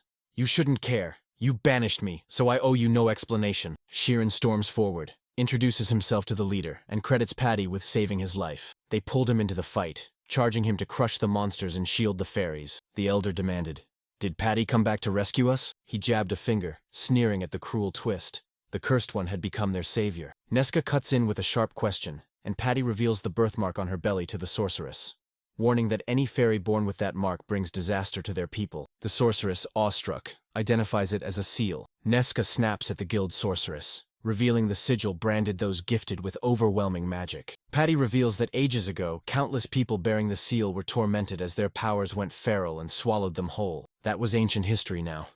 They'd realized anyone could pick up magic with just the basics. Now, most who wield that power rise to become the realm's top sorceresses. Some tribes and races still recoil at the seal, mistaking it for a curse, when it's actually a blessing handed down by the gods. The tribe's elder staggers back as the truth shatters their sacred legend into dust. Nesca steps forward and offers to teach Patty the very magic she learned at the academy, and Patty's eyes brim with tears. The sorcerer snarled that if she mastered her powers, she'd be able to charge in solo and come to the fairies' aid next time. Her grandfather, the clan leader, chokes out an apology for the pain he let her endure, shame searing him as both leader and kin. The elder drops to his knees, regret ripping through him. Patty barreled between them and snapped, "Your exile shoved me into Shiru's path. That's how I saved them all." The fairy's jaw dropped. She snaps at the ashamed fairies, declaring they never truly knew Ron. Later at Shiru's shop, he fires the question at Patty. Will she return to the fairy kingdom to satisfy her grandfather's wishes? Patty shouts, "Yes!" And Anna bursts into tears, clinging to her like she's never letting go. Patty realizes humans live fleeting lives, and if she stays with them, she'll be left alone again someday. She showed up for one reason, to find Shiru, the only one who truly understands. She throws her arms wide, relief flooding her face, and thanks every one of them for their help. Sankara bursts in, clutching a faded letter unearthed from her great-great-grandfather's things. It's addressed to Patty's friends. Patty pressed the page into her hands and urged her to read it, and her friend calls her his best pal. Years vanished after they vowed to meet again. Seasons flipped like pages and time sprinted away. He blurts out that she teases his now thinner arms. He can barely hobble, can't run, but aches to tear through the forest with them. Patty slips by, still reading. He stumbled into an elf who declared fairies live longer than humans, and she learns the elf translated her name as the one who cuts through fate. He adored the name Fulu, savoring it aloud as his pen traced each letter. He bursts out his name, Sankara, and eyes blazing with gratitude, thanks Patty for being his whole life. Anna clutched her ancestor's letter, its ink confessing that Patty had meant everything to her great-great-grandfather. Patty says he was Sankara, her only friend, who etched her name into his heart, fell headlong into love, and went on to sire children and even great-grandchildren. Tears burning in her eyes, Patty cried out with pure joy that Sankara had lived a life brimming with happiness. Sheer leans in and declares that human lives flicker and fade too fast. But friendship is timeless. Time can't touch it. He leans in, locks eyes with Patty, and vows that Sankara will always remain her friend in her heart, no matter what. Then gently wipes away her tears. The fairy agrees, and even Sankara's stoic mask cracks as the moment washes over him. Then the young man pleads with the fairy, voice raw, "Keep Anna and me in your heart too, even if it only flickers in a tiny corner of it." He snatched a photo from his pocket. It's him with Anna and Patty, all three grinning and flashing peace signs, totally naked. He swears every face in the photo is his friend, his very best friends. Patty chokes up, and Anna, tears streaking down her face, nods and says she and the fairy are partners. Azure Flash's adventures burst onto the scene, and Liar Smiles grinned, declaring they were all friends, while Croakful Meows crowed about how lucky they were to befriend the fairy. Nesca strides over, jaw locked and eyes burning with grim focus, and declares to Patty she knows her inside and out. Nesca smirks and declares that, as a half-elf, she'll outlive humans by ages. Yet she loves Liar without a trace of fear. Liar's gaze pins her as the sorceress declares that every second with him will be seared into her heart forever. Nesca leaned in, eyes burning, and demanded, "What are you planning to do?" Patty vows with iron resolve that she fears nothing and won't leave their side. The clan leader set no return date. Nesca offered to teach her magic, and Patty couldn't walk away. Patty snarls "crybaby" at Anna, swearing she can't abandon her. She proclaims that time bends around them. She'll only return to her kingdom when age finally claims her. He cracks a nervous chuckle and snaps, "I'm not that old yet." Anna and Terry. I barrel into Patty with a surprise hug. She jumps back, grumbling about the sudden embrace. 2 months vanish in a heartbeat. Then the city's toughest festival erupts, every street draped in lanterns and crackling with electric excitement. Shura swore to the mayor he'd help, then enlisted Anna to race through town snapping the townsfolk, while he and Sankara lock horns with Nakshan. The young man brandished a bottle of spirits, dubbed the hero-killing drink, and bellowed for bids as the crowd surged, clawing and fighting over every item. Sheer unveils the final piece. A drink so heavenly only the fairy blessed can savor it. Then he brandishes a bottle of meat. A proud fan shouts that Patty, now the city's tourism star, crafted it herself, while the fairy blushes and shrinks back as Chiru yells for the crowd to erupt in a thunderous cheer for her. The auction explodes to life, kicking off at a single gold coin. The young man rockets the bids upward. When it ends, Sankara and Shiro sink onto a plaza bench as the young man crows about his auction hall and howls at the mayor's goofy face stamped on the meat they'd sold. Sankara snaps that anyone would flip at a haul like this. He pockets 50 gold coins for the drink. Shira grins, vowing he'll swell the city's coffers. The mayor pulled Shore forward, beamed, and credited him with making it all happen. Embarrassed, the young man insists he only dreamed it up. Patty did the real work, so Sankar should thank her. The mayor nods. Patty strides up, gets spotted, and they dive into conversation. Then a fairy's eyes flash. She says she just thought of something and casually fires off a question. She's burning with one question. Could Shuru and Sankara actually have a baby? Sheer stammers, words tumbling from his mouth as heat flushes his cheeks. Sankara's face explodes scarlet as he blurts, "We're not even together." The fairy blurts that Stella told her about reincarnation and hinted a baby could bring your friend back. Perfect. Now it's way more awkward. He reveals that humans perform sacred ceremonies before bringing a child into the world. Heat flooded Sankara's face as she recoiled and snapped that there are steps and challenges first. Patty cuts them off in an instant, roars for silence, then snaps at Shur. "Are you saying no?" Her voice razor-sharp and demanding. He grins and teases, "Let's make a baby right now." Then immediately slams the idea as an abuse of power. Stella and Anna burst in, and the little girl's eyes go wide as she murmurs, "Is the auction over?" Sheer shoots a sharp confirmation, then leans in and fires, "What happened to the photo I took?" She squealed that she loved a group picture with everyone, and he beamed, agreeing it's a wonderful plan. The city had no streetlights, but that night lanterns spilled a soft, golden glow over everything. Sankara birthed Norwich out of nothing, and Shiryu pulsed through its veins. Shira hustles everyone into place for the photo when a woman's voice rips through the chatter, calling his name. He whirls and demands, "Who are you?" She snaps back, "You don't know me?" Dim light swallows her face. The young man squints, confesses he can't place her, and blurts, "Where have we met?" She storms into the light, snarls, "Fool, Shiru," and reveals she's his grandmother. A memory hits Sheer like a punch. He'd been dead certain she was alive and would show up at the festival. Even after he became a merchant, Shira's heart clung to one fierce hope, finding his grandmother. And he only found out 2 months ago from Sankara that the witch had been at last year's harvest festival. Back then, he and Azure Flash ripped through swarms of insect monsters on a mission. He'd met Patty Fulu. That encounter grabbed him whole and never let go. Since then, the world had shifted, and before he realized it, the harvest festival was back.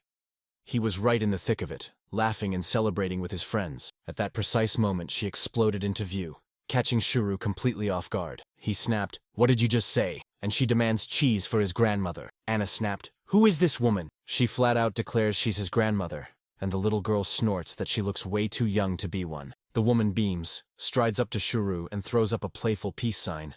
Then everyone turns to Hannah and asks if she sees the family likeness. Shuru recoils from the sudden peace sign, stumbling backward and snapping she could never be his grandmother. Jolted by the idea, Shira reveals his real grandmother was over 80, a frail old woman. This wasn't some frilly youthful debutante. There's no way it could be her. Sankara shyly surged forward, calling out for her Risu, and the witch met her with a sly grin, asking how she'd been. The young man staggered back, breath caught, as the mayor lauded the witch and declared the festival's success owed everything to Shira's help. Arisu watched silently, eyes fixed as she realized her share had fully supported the witch. He beamed, crowing he'd grown into a fine man, and that taking him to festivals as a kid had paid off. She leans in and demands, "Am I really your grandmother?"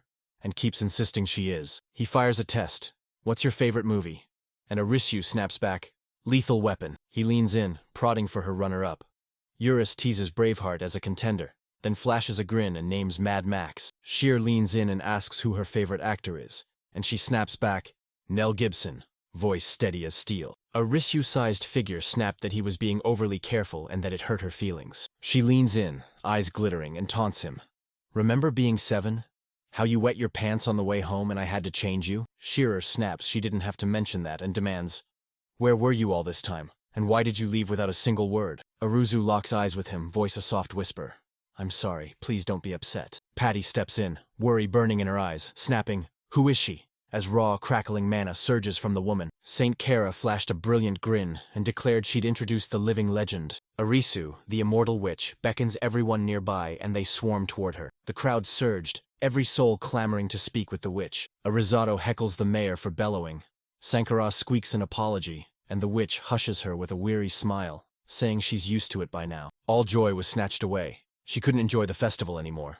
Suddenly, a rune-lit magic circle blazed into being and a sword shot up from its center. A voice rips through the air, screaming, It must be the legendary sword, Mel Gibson. Harusu blurts an apology, voice trembling, and reveals this is her reunion with her grandson. He cleaves the air with his sword, whispering sweet dreams, as everyone drifts into sleep. Shuru snaps, What are you doing?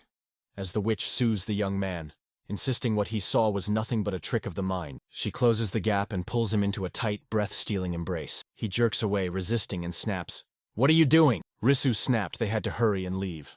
Shira blinked, demanded an explanation, and the witch just scoffed, It's clear enough, ripping open a humming, glowing portal. Arisu grabs his arm and hauls him toward it, voice fierce as she vows they're heading straight back to his home. The portal rips open and hurls them into Cher's world. They plummet through the sky. He screams in anguish, and just before they smash into the roof, Arisu rockets in and snatches them. She slammed out a wave of magic and Arisu guided them safely through the building, landing them on the ground floor as they reeled, utterly overwhelmed by the drop. Arisu flings her arms wide, joy exploding. She's back home at last. The young man pours a steaming cup of tea. Arosu nurses his cup as the witch fondly remembers the playful boy he once was.